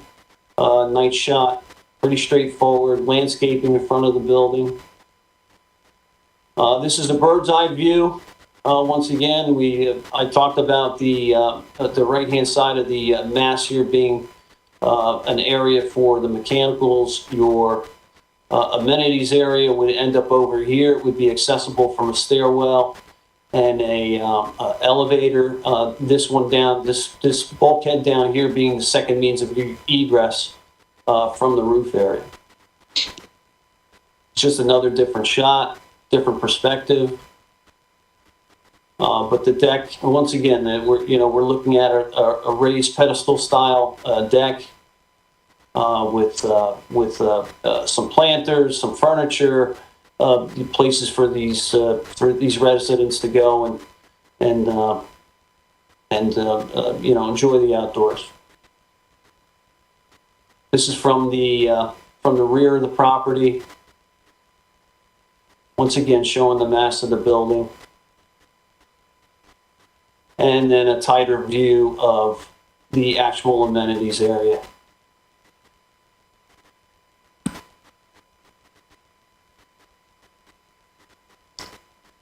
Are there any questions with regard to the renderings at this time? I have none, Chairman. Okay, any commissioners?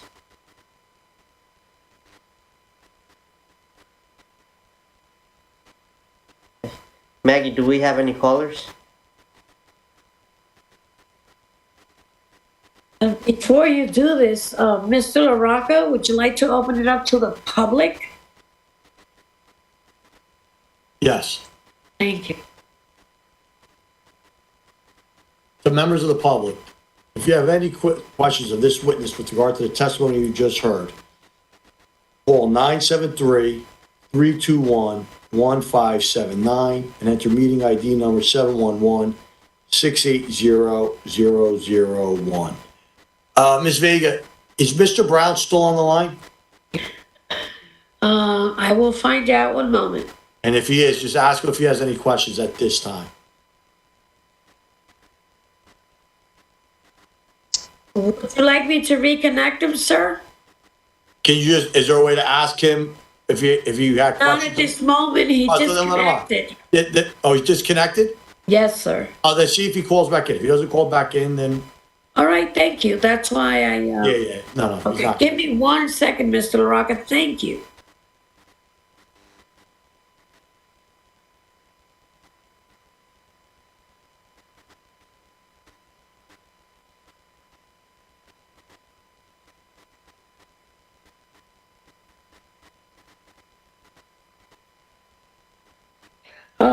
Mr. LaRocca, Chairman and Commissioners, we have no callers at this time.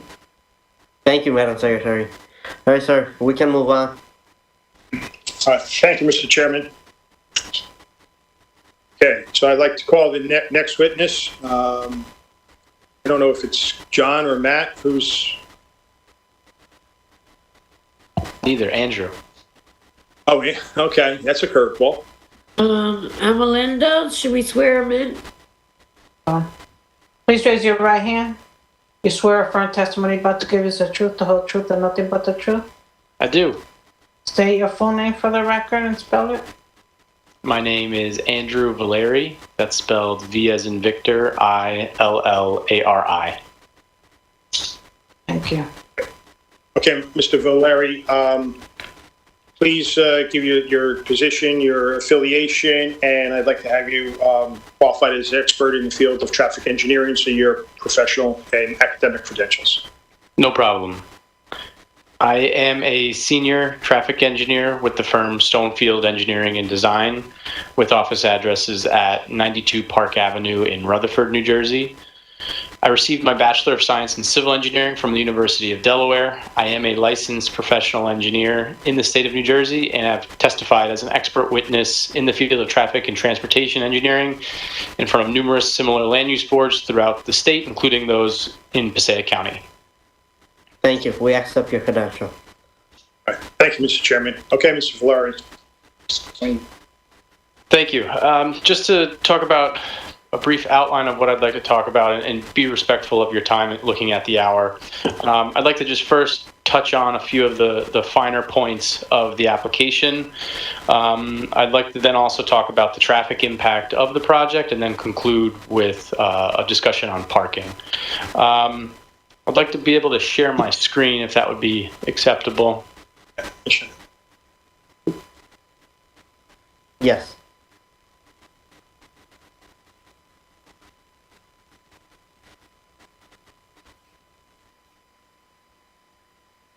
Let me know if you can see this screen. Yes, we can see it.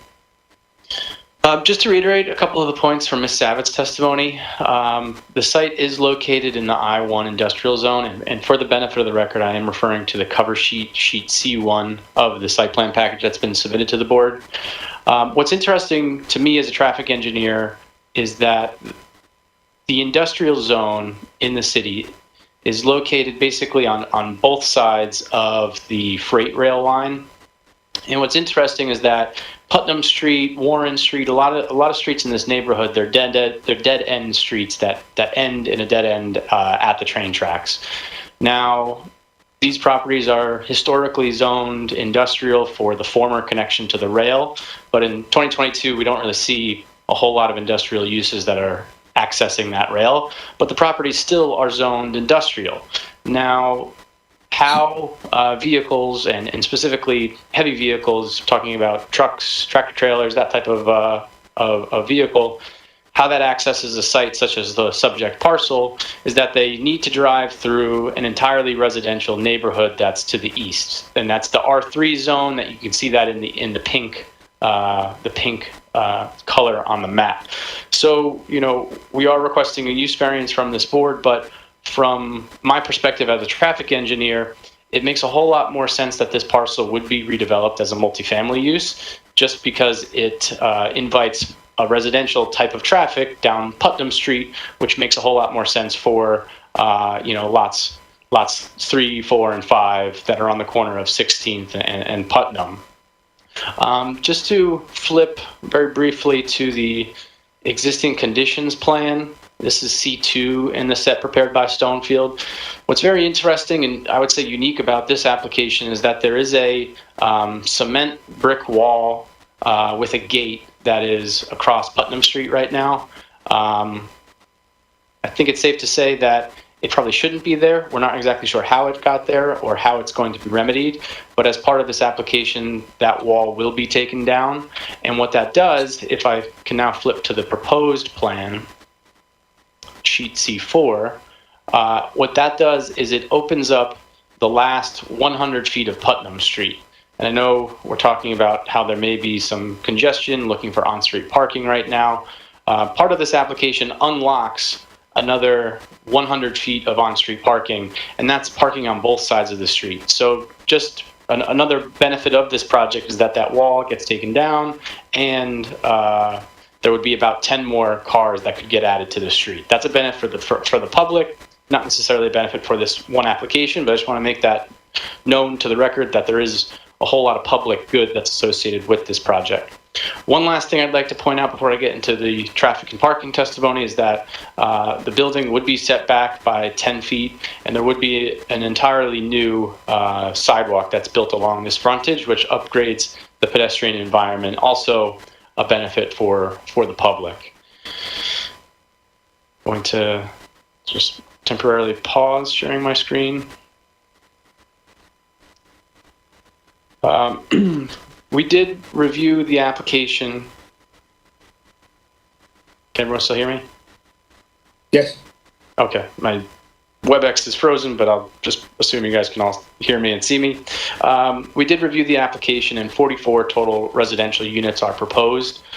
In order to capture or estimate how much traffic would be generated by those 44 units, we referred to the industry standard Institute of Transportation Engineers. I made a refer to that as the acronym ITE. The trip generation manual, the latest edition, to give us a forecast for how much traffic 44 units could be generating over the course of the weekday morning and weekday evening commuter peak hours. 44 units is not a substantial traffic generator, and what I mean by that is that the industry sets forth a measuring stick for what is a major traffic generator and what is not. That measuring stick is if it generates more or less than 100 vehicle trips in 1 hour. 44 residential units falls well below that threshold, and that's how we get to our conclusion that the proposed use does not result in a significant adverse impact on traffic operations. I also want to point out that the site is presently zoned for an industrial property. It's presently almost entirely covered, the subject parcel, with a industrial use. I believe it's a 94% lot coverage right now. That type of use and that type of intensity would generate far more traffic than 44 residential units. So actually with this project, there would be a net decrease in traffic when you're proposing a multifamily residential use. I'm going to share my screen just one more time and go back to Exhibit A1, which is the colorized site rendering that was prepared by Stonefield and has previously been marked as A1. Let me know if you can see this yet.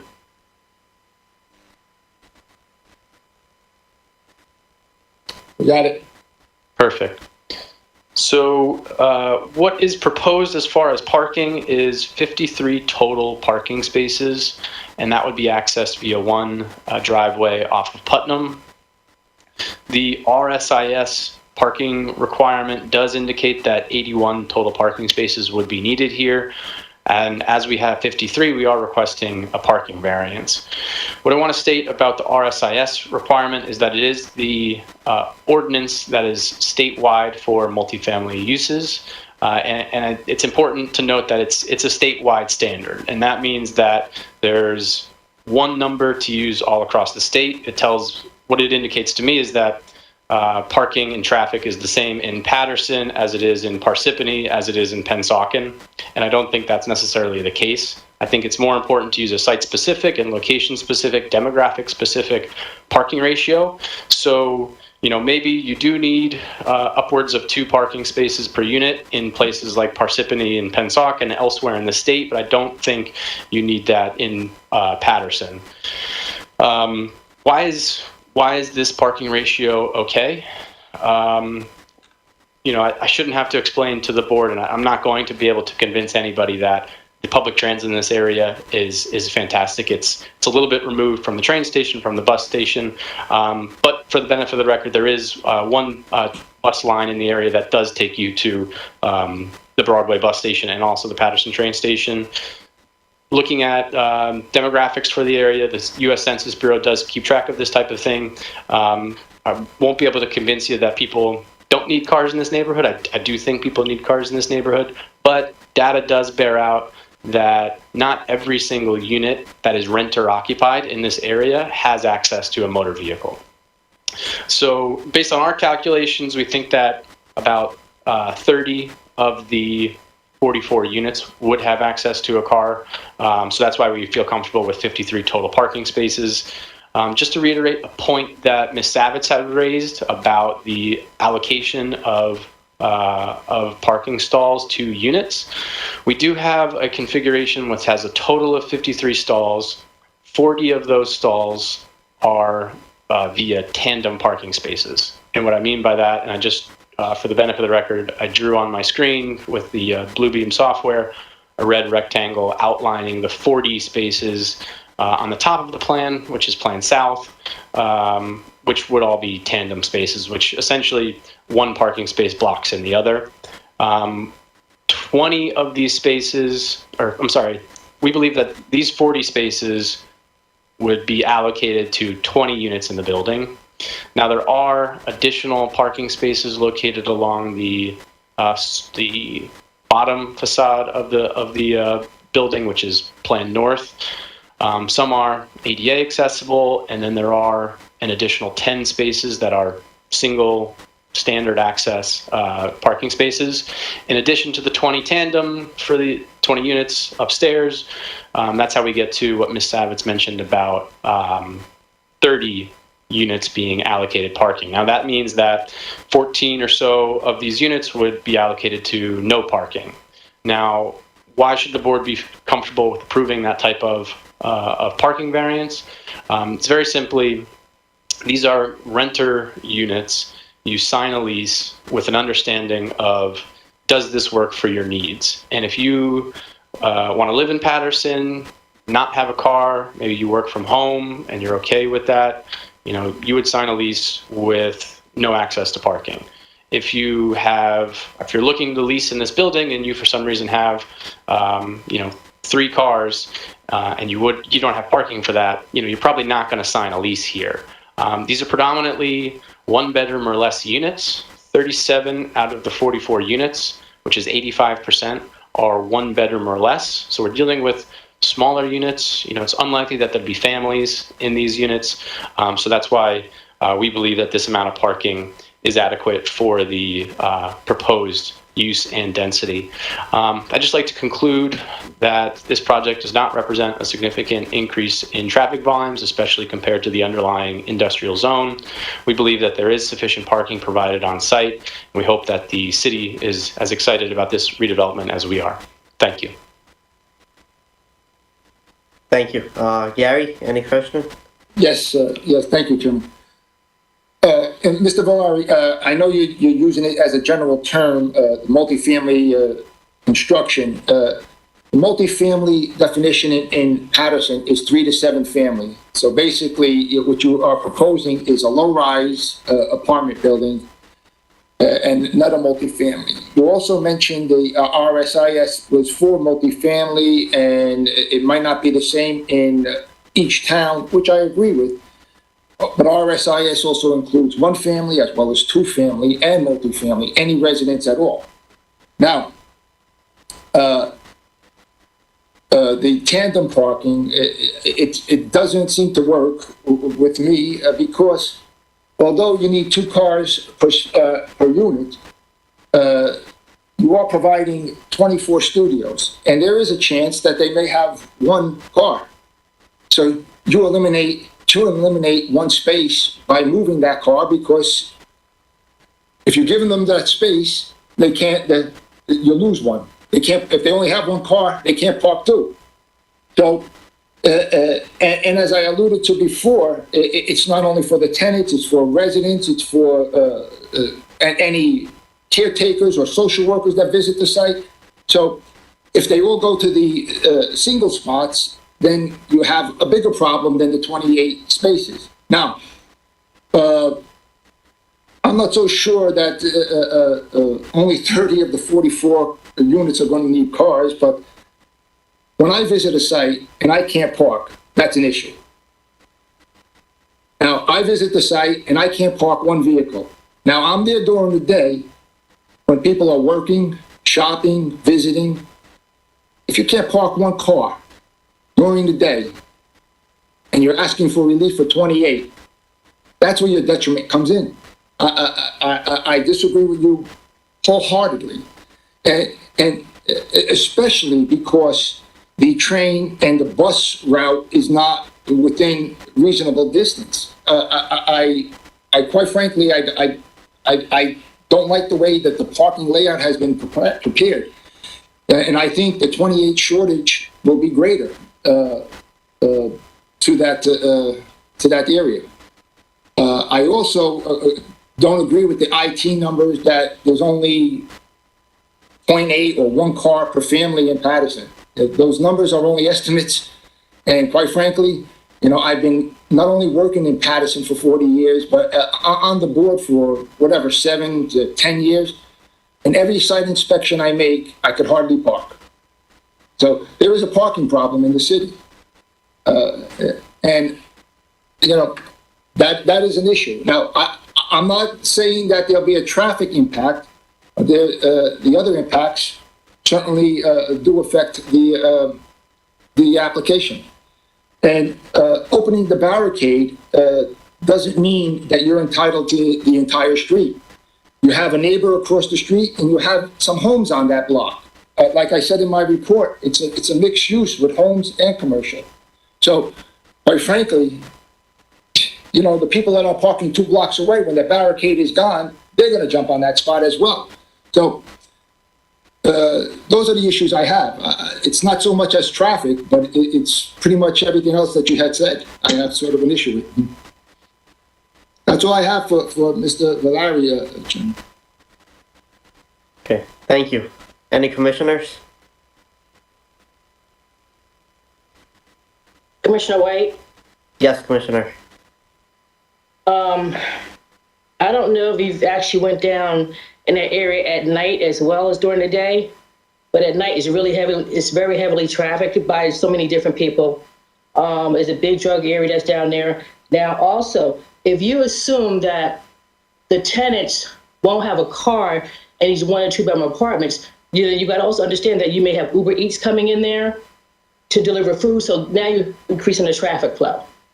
So regardless of how you look at it, it's going to be a traffic issue, either by parking or increasing the flow of these food deliveries, because they have no way of getting out. There's nothing out in that area to go and buy food from, even, if they want to do something quick. So that was my impact. I don't know if you addressed that or not, or if you thought about it. Absolutely. I could answer the question about food deliveries. There will be a garage door that controls access to the garage. You will need access via a garage door opener or a key fob or that type of system. I think what would happen under this scenario is that any type of food delivery would occur via the street. And I don't think that's very much different from if this property was to be developed as an industrial property. You could have far more employees here that are also ordering Uber Eats or, a pizza delivery, that the same, if not worse, condition would occur here. Now, we are proposing a significant amount of off-street parking, so we believe that we are containing all of the parking needs for this property on the property. And then just very briefly on Mr. Paparossi's point about not being able to find parking and unlocking additional street frontage for the general neighborhood, I don't contend that that extra street frontage would be for the general public. It would be. And your point is well taken that somebody that could be parking further away that lives on Putnam, they could use that parking. But I do believe that on aggregate, it does improve on-street parking in the area by providing about 10 extra spaces just on Putnam Street. And it won't be dedicated or allocated to this property. It's just a benefit for everybody that you'll see should the board look favorably upon this. Okay, I have a follow-up question to that, if you don't mind. Okay, so if we do have the parking, but if we have parking on both sides of the street, going down there myself today, me just backing into that driveway that's across the street where I guess the tractor trailer repair and the lot is located. If you have number of cars coming in trying to make that U-turn, you gotta get an issue. Just trying to turn around constantly because you have to wait for the other car to turn around and try to get out. Now, if you get a larger vehicle, that's gonna be a very difficult swing around. So how did you propose, or how do you address that if you did? I think it would be handled in a very similar way to what you experienced today. It would be via a K-turn or a three-point maneuver that takes advantage of a driveway along the right-of-way, and perhaps that is the proposed driveway. That would always be available to perform a K-turn maneuver. But this is an existing constraint here. All of these streets that abut the rail line are dead-ended. There is no turnaround. There is no hammerhead for vehicles to turn around. It's something that exists along all of these streets. So we're really doing the best we have here with the existing public right-of-way. And I understand that, but I'm just like looking out for when you have the deliveries of also Amazon, those big trucks that come in with Amazon, and also the UPS trucks, the FedEx trucks. These people are going to get deliveries, and it's going to be very hard. Now I have a regular sedan, but for those trucks to maneuver that space, and if you get if a FedEx guy comes in right behind an Amazon guy come in, that street is blocked up right there. You're just blocking the street. So have you even looked at that scenario? Well, of course. This is a low-rise residential use, not a multifamily. And associated with that are amenities and deliveries that are just naturally occurring to these types of uses. The same deliveries could be going to the bus repair shop across the street. And now if this project were approved, the Amazon truck would swing by this location and do the delivery there. So, in terms of net increase in deliveries, we don't really foresee a major increase here. We think that the services that currently go through this neighborhood would just stop by and service this facility, the same as the post office would, the same as the FedEx would. We don't see it as a major issue. Andrew, that's so nice of you to say that, because you need to take an apartment in Paterson on that street to really understand what I'm saying. But I appreciate your answer. Thank you. Thank you. Chairman, Commissioner Monaro? Yes, Commissioner. Thank you. I have a question regarding, just to piggyback kind of on Commissioner White's question.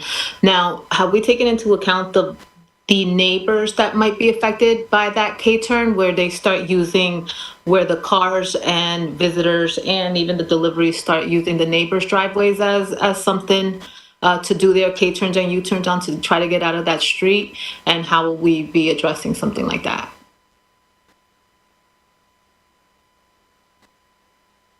I'll answer the question this way. The property is presently zoned industrial. There's industrial properties to the north and south along the train tracks.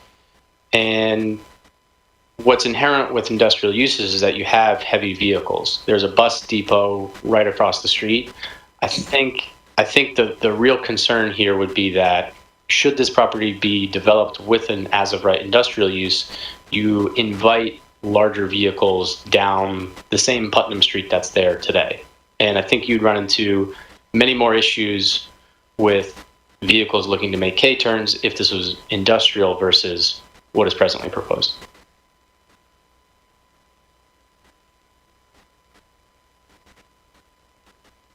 And just as far as what was the rationale with the neighbors, it is not the intent that there would be K-turns in front of our neighbors to the east. Mr. Valari, Gary Paparosi again. I just want to follow up with Commissioner White and Commissioner Manara. Now, you have a development that, and I'm going to use the low-rise bulk requirements. If you go to 23 units that is allowed, based on the size of your property, you'll have no need for off-street parking. I mean, for on-street parking. And you'll settle all your parking issues because there'll be nobody on the street. So, quite frankly, it's not the road that is causing the problems with the K-turn. It's the size of the development. And if you downsized it, you would have less cars, less traffic, less need for parking. Now, Mr. Paparotti, are you saying 20-something units, and how much parking on site would you propose? Is it the same 53? Whatever RSIS allows, yeah. 1.8 or 2 times 23 is 46, not 53. That's 2. And it would be a little bit less with the studios, 1.8. Again, RSIS. So I think you would not have an issue. You have an issue now, 28 cars, and quite frankly, your parking layout really doesn't work to 53 because, like I alluded twice before. So that 28, it'll end up being 35 when it's all said and done. That's in my opinion. I think my prior testimony about the traffic impact of 44 units and how it's not an impact just based on how much hourly traffic volumes would be generated. I think that testimony speaks for itself. You're not on mute. Mi Marisa también está tumbado. Pero Commissioner Barolo, you're not on mute. I'm sorry. I also believe that RSIS is far too restrictive of a requirement to use in this specific location. It's, like I mentioned, it's the same parking requirement across the entire state, and I don't think that it's a good engineering. I don't think it's a good planning exercise to invite that much parking as a requirement for the city of Paterson. Yeah, quite frankly, I think it's less. I think the RSIS should be greater in Paterson. So it should be, instead of 1.8 for 1 bedroom, it should be 2.5. That's my opinion. But and just to touch on the configuration of the parking, and I understand, Mr. Paparazzi, your point is that the configuration of the tandem spaces functionally may be a problem. So what we've actually done, I'd like to submit an exhibit to the board, if Mr. Sarlo is on board, is to submit an alternate parking layout plan that resolves the configuration issue that you have inherently with tandem spaces. I would suggest, Mr. Chairman, that has to be done so I could look at it and not on the fly. If we're going to continue tonight, or if you're going to go to a vote tonight, I need to look at that. Carry on. And there's also an objector who would probably like to see the plan, or any other public that would like to see that plan as well. So, quite frankly, I don't think maybe it's okay to show to the commissioners, but I don't think I could comment on it. No, it should be submitted, and then so that way everybody has time to review it, and also the public will have time to review it as well. If it's at all possible, and I don't mean to press, Okay, thank you. Would we be able to discuss the merits of an alternate plan, just to see if the board would be responsive to it, or Mr. Paparazzi would be responsive to it? I don't want to submit something that just wastes everybody's time.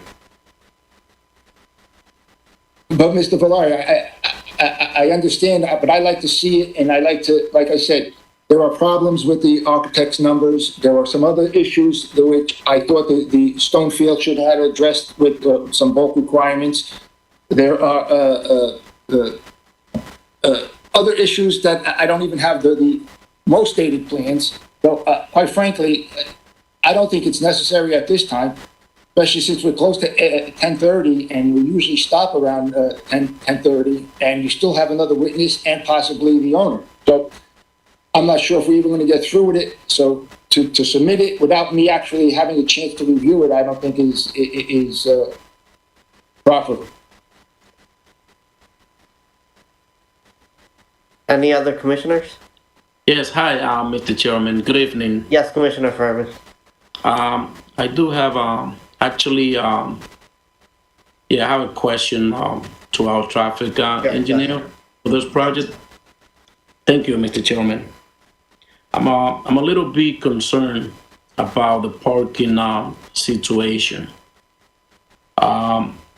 See, we have to understand something. When we provide the right amount of parking, the applicant will benefit, the tenants will benefit, the neighborhood, and of course, the city. So can we please come up with a strategy and see how we can come up with the right total amount of parking that this project requires? It's a beautiful project. It's a nice project, but let's take consideration, and we have to understand that we are facing a big issue with parking in our city of Paterson.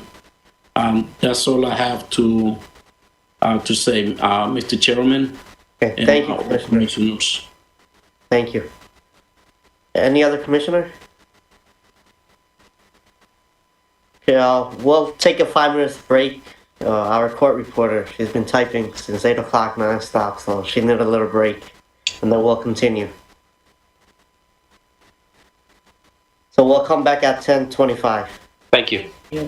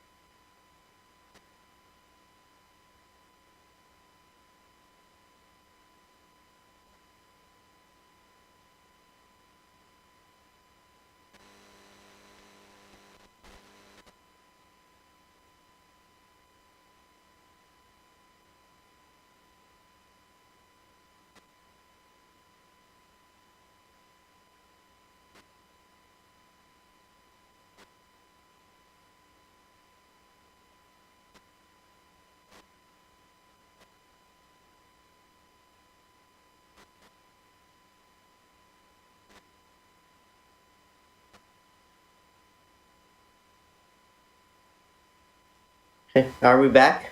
Rohim, not yet. I have two commissioners that just called me. They'll be right back. Okay, Thank you. Hi, Melinda. Melinda is happy now. Hello. Oh, yeah. Have a Her little pit stop. fingers were going. Your little Oh, fingers. this is a long one meeting. God.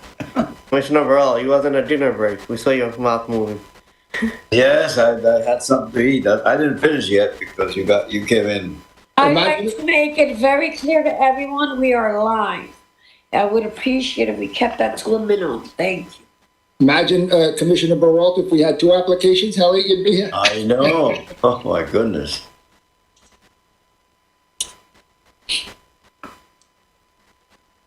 If we had to, this will be over. He's like when we have one case, it gets a little longer. But Melinda, thank you. I'll see you soon. And I made it shorter by not giving my opinions. That's short of the time. Well, thank you for that.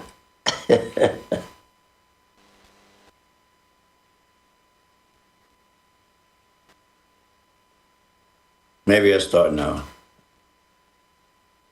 I'm waiting for one more commissioner. Please be patient. Thank you.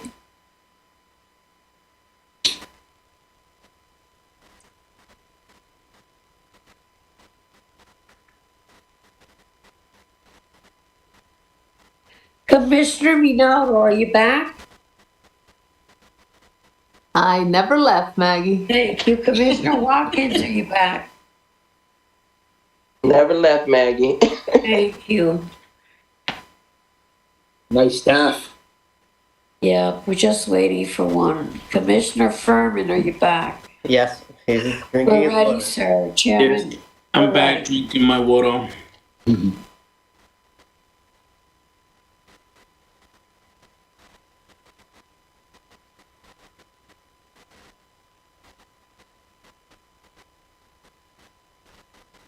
Chairman, we're ready, sir. Okay, Mr. Solo, how much longer do you need for this? We're almost at 10:30. Mr. Chairman, so I do have, well, I think we have to finish up because I'm not sure. I think Mr. Valeri wanted to just respond to the commission's prior comment or question. Okay. And then I guess you have to open it up to any other questions for the traffic engineer. But I do have one more witness, professional planner, but given the issue on the table with regard to the discussion and the dialogue we had earlier on, unless that gets resolved in one way or the other in short order, we probably wouldn't be able to proceed with the planner.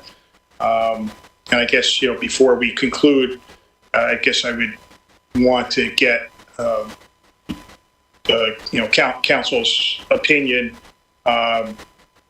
in terms of which way he's going to rule on the variances. So we Sum up, there's going to be an adjournment here, and this way we know how to prepare for the next hearing. Okay. All right, so we can continue with the traffic engineer. Perfect. And I will keep my final comments very brief. And I just want to thank Commissioner Furman. I think he said it very eloquently. If I may make a recommendation to the board, and it is to consider the following: 44 residential units, 44 parking spaces, and all of those parking spaces are individually accessible so that every unit in this building would be able to get one parking space per unit. I know that the board has historically approved parking for projects like this at a 1-to-1 ratio, and I believe that the ground floor layout could be reconfigured for a total of 44 spaces that are all individually accessible. And I just wanted to thank Commissioner Furman for prompting that type of recommendation. Mr. Valari, that would, you're 28 short now. Using RSIS, that would make you 30 seconds short if you kept 44 units. So you're making the parking situation worse with the RSIS. I don't know if that's a better alternative. What I think, now, I don't want to, I don't know if, I know Mr. Sarlo had some questions, but Stonefield also, just so that you know, he has the wrong floor area ratio. And I have my floor area ratio with low rise at 1.4. Your proposal, Mr. Sarlo, just so that you know, and so Stonefield knows, is 2.66, not what is indicated on Stonefield's plan. Floor area ratio includes all floors that are used for residential purposes. That includes the parking and the 4 floors. So I don't know if he calculated that. My calculation came up to 2.66. If he has something else, then certainly he has to go over that with me, because right now that's a D variance. Under any zone, it's a D, okay? So it would also be, that would be a second D variance, but I'm still holding to the low rise, and I'm going to cite not only Pulio, there are several other cases, and in short, not only that, municipal land use law also makes reference to that they should conform, but also, and so the board knows, as well as Mr. Sarlo and Mr. LaRocca, every planner who's come in front of the board in the time that I'm here has agreed and that the Pulio case does take precedent, along with some of the other cases, aside from just regular common sense. And that includes groups like the Nishan group with George Williams and every other planner, architect, and engineer who's come in front of the board. So I think Mr. Sarlo is misinterpreting it, or I think that the case that he's citing is specific. And that is my opinion. And quite frankly, I would think that, and I am going to recommend that the board hold the low-rise bulk requirements if you want to accept the use. That's all I have now, Chairman. I don't know if Mr. Sarlo wants to continue or get another date or... Okay. Thank you, Gary. Any other commissioners?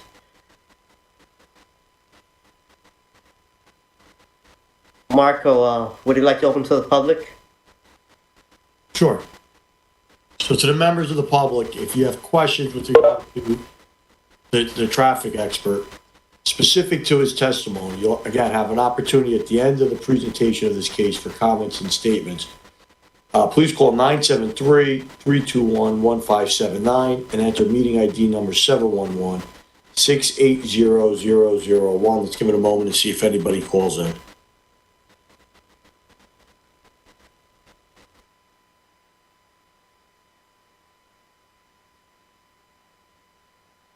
We have no callers at this time, Chairman.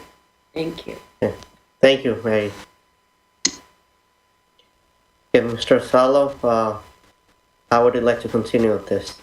Thank you, Mr. Chairman. So I want to be respectful of the commissioners' time, and want to thank you for the time you've afforded us this evening. But given the late hour and the issues on the table, obviously, I think it would be inappropriate to put on the planning testimony, especially when there's a disagreement in even what variances need to be testified to. But with that said, so they're going to ask for an adjournment. But I do need the board counsel to, I guess, give a final opinion if he's in that position. So, I could consult with my client and we could decide which direction to go. And again, the opinion. So just based on what has been provided, my opinion is that I'm going to defer to our board planner and utilize the standards as dictated in the other zone, as opposed to the zone that the property's in. From today until the next hearing, if it is carried, if you want to submit something to me that specifically details, like by way of a memo, and even I'm not even suggesting it has to be additional case law, but if you want to somehow provide something from the price case, I'd be more willing to look at it, consider it. But again, I don't see anything in that case that suggests that we apply one standard or another standard. I see that it says that we should look at the particular site as to suitability for the proposed use. Furthermore, I see very unique facts with regard to this particular property in the price case. One, that it abuts the other zone.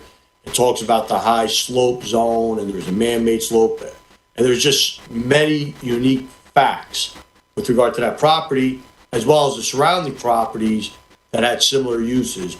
But I didn't see anything that talked about apply one zone or the other.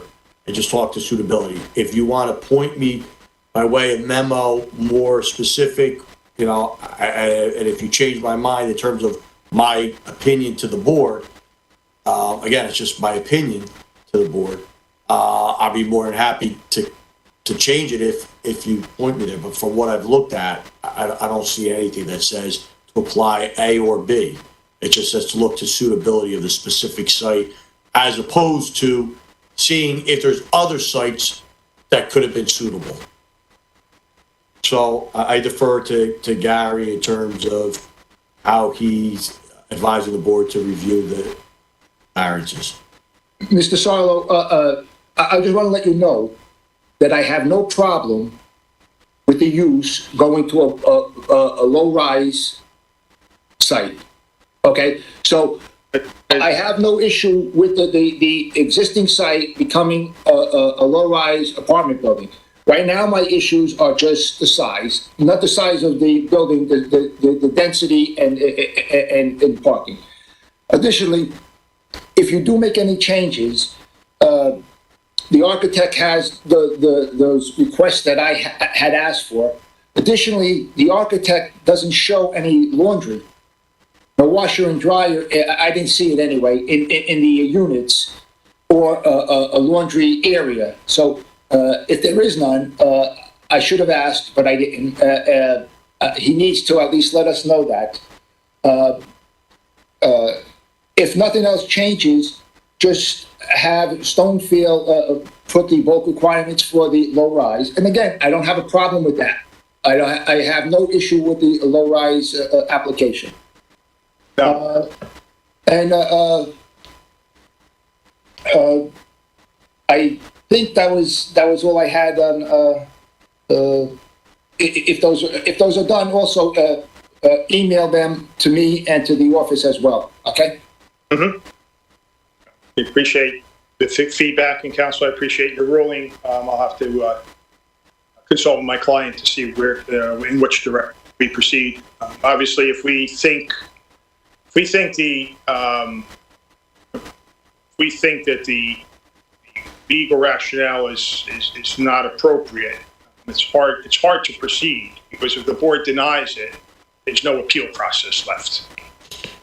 Counsel, I'm not making, I'm not giving you any. And that's where I needed you to go, Marco. No. So here's my thought.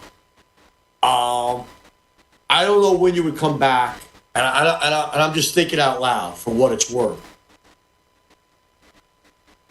Maybe you could file some sort of interim action to get a ruling from a Superior Court judge before we come back.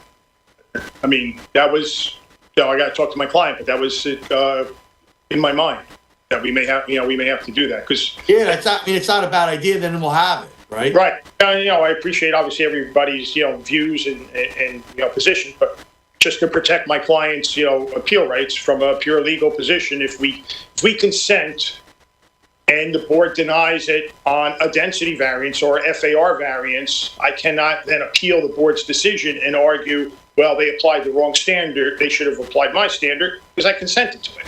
Well, stop.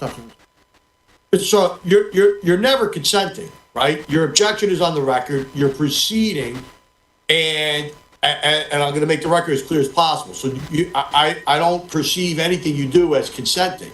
And ultimately you'll be able to appeal. Again, I'm not gonna tell you how to do your case. Having said that, I do understand it's going to affect how you proceed.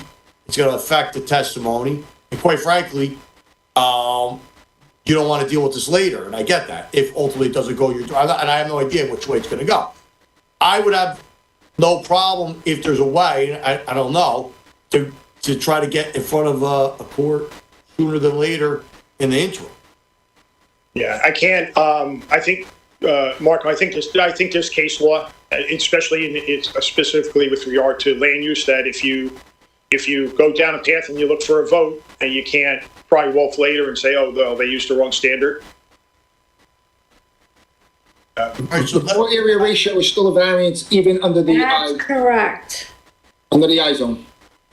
I'm sorry? It's still, the floor area ratio is still a D variance under I zone.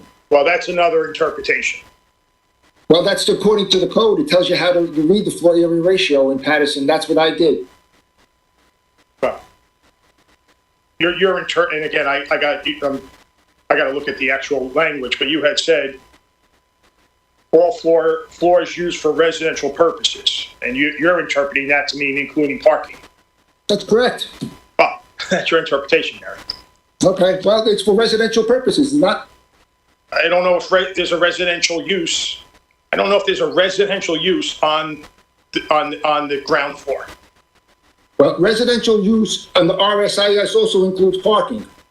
So it's for the tenants. That's how I interpret it, and that's how I always interpreted it. But you can argue that if you like, and I'd be happy to defend it. I know, I got to look at it. Okay. Because that was a review letter, so I got to take a look at it. Okay. Thank you, Yeah, Gary. again, I if there's think a I got most of that. Thank you. If there's a way to get a preliminary decision on that, I'm okay with working with you, however, to get that done. Okay, I appreciate that, Marco.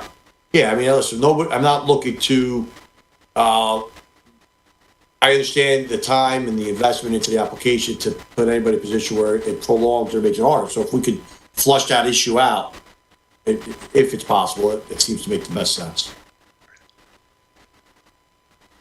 Do we have a date that they could come back?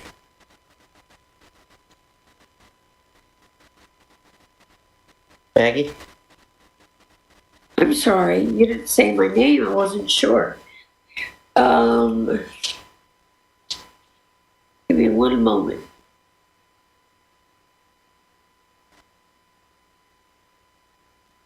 Chairman, let's go off the record a moment. Can you answer your phone and go off for a minute? Yeah.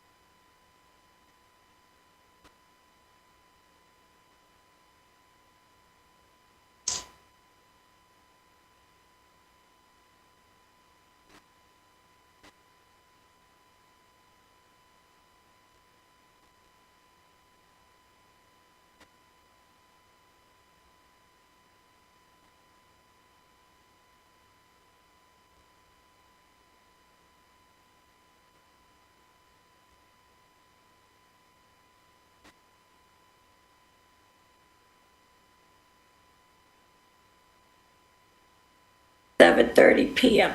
So to the members of the public, this matter is going to be carried to July 14th, you said, Maggie?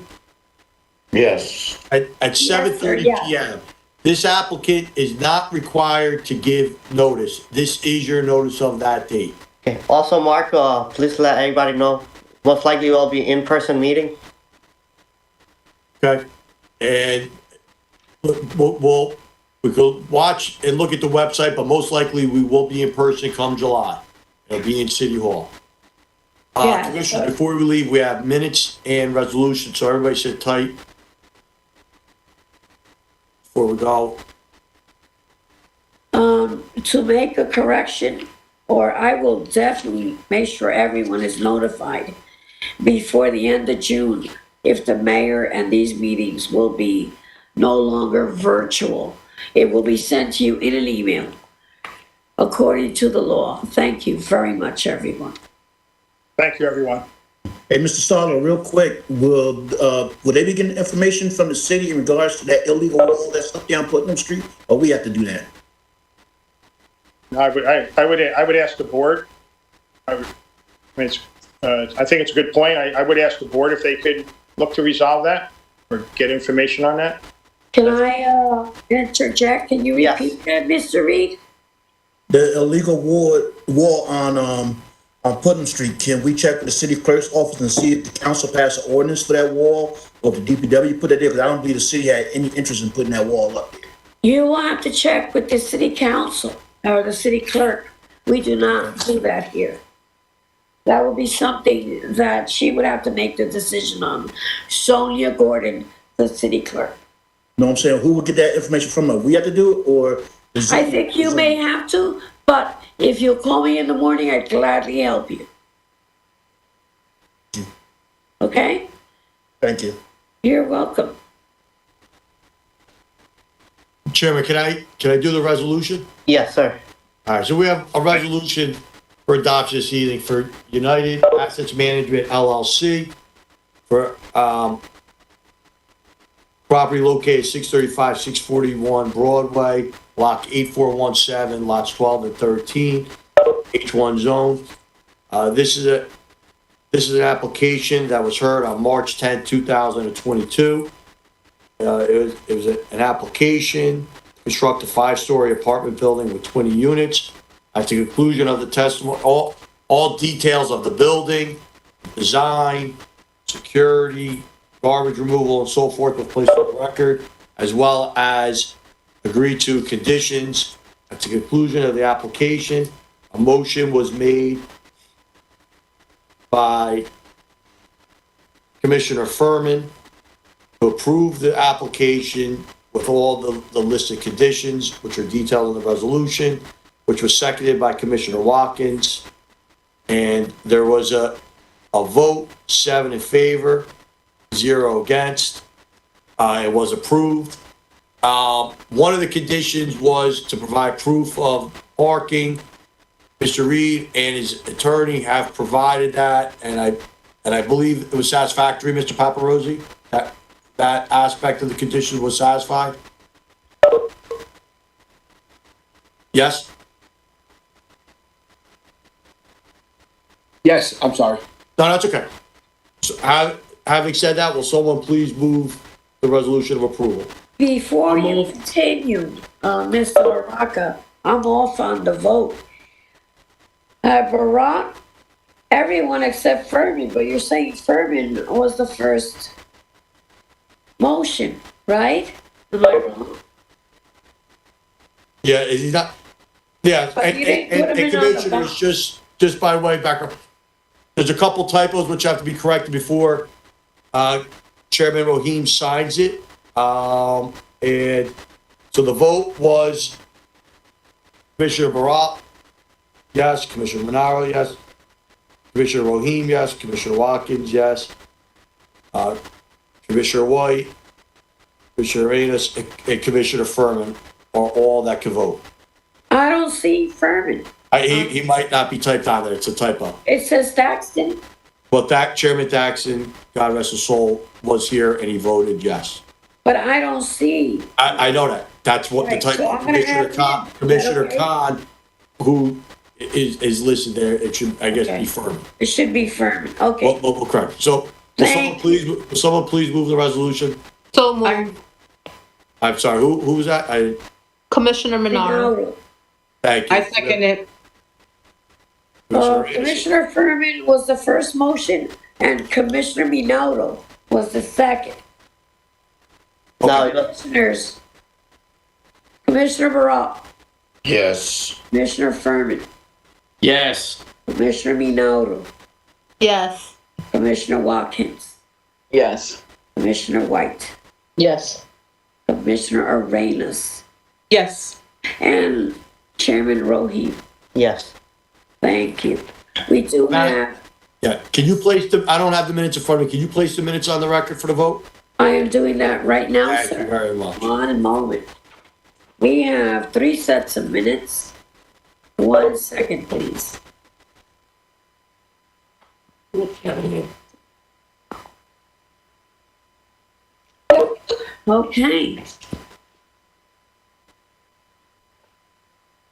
Here it is, come on. Here's the, okay, go. The minutes are March 24th, 2022, regular meeting, March 31st, 2022, at 7:30 PM and 8 PM, 2 special meetings. Is there a motion? Any commissioner? I motion to approve. Thank you. Commissioner White, Ross? second. Commissioner White is second. Commissioners, Commissioner Barak, Yes. Commissioner Minaudo, Yes. Commissioner Furman, Yes.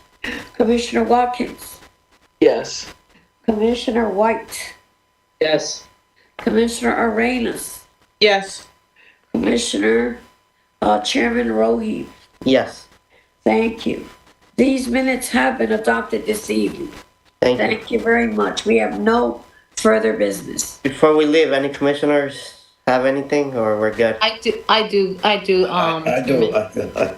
Okay, Commissioner Monaro and then Commissioner Burrell. Yeah. Maggie, Madam Secretary, I just want to see if, I've checked my emails. I can't find, the email from the last meeting regarding. This is something that we could discuss once the meeting is closed. Right, I just want to finish asking. The email that was supposed to be sent to both, Commissioner Vega and myself, and we'll discuss that afterwards. Thank you. I understand that, but this is not the time. Commissioner Rohi, Yes. would you like to close this meeting, sir? Just one more second. Commissioner Burrell has something to say. Yes, I'm just wondering, curious about, we all know about the passing of Chairman Taxton, and Chairman Rahim has been appointed as an active chairman. Is the board considering electing a vice chairman in the interim as well? Absolutely. The, during the day, not during a meeting. So I'd like to ask again, let's close this meeting. But after we close it, can we stay on, or? 'Cause You this is can, the time but we have not right everyone now. here. It is not allowed. It is not the right thing to do. I'd like to ask you, Chairman Rohim, will you please close this meeting, sir? Just give me a minute. Let me check with Marco. Thank you. Marco, what's your opinion on that? Look, you were vice chair, we had a vice chair, chairman had just passed. The reorg meeting's right around the corner. If there's whatever the board wants to do, we could do, right? If there's a need that you're not gonna be here, we could address it then. But he just passed, but ultimately it's whatever the board wants to do. If there's if you feel that it's necessary. It's just a question that. Yeah, no, understood. No, understood. No. I understood, Richard. I'm just saying, we certainly could do it, if that's what the board wants to do. Could anybody hear me? My computer is shut. Yeah, we can hear you, I man. can hear you. Okay, we're gonna have to, in all reality, Mr. LaRocca, you can send an email, do what you like, but on the record, this is not something that we should be doing. I'd like to ask Ken to close the meeting. I am leaving this meeting. Thank you. Okay, Marcus, so you'll send out email, or you want to continue here? I'll send out an email. Okay, thank you. Okay. We'll close the meeting for now. Thank you, everyone. Good night. Everyone enjoy their weekend. Good night, everybody. Enjoy your weekend. Everyone. Take care, bye.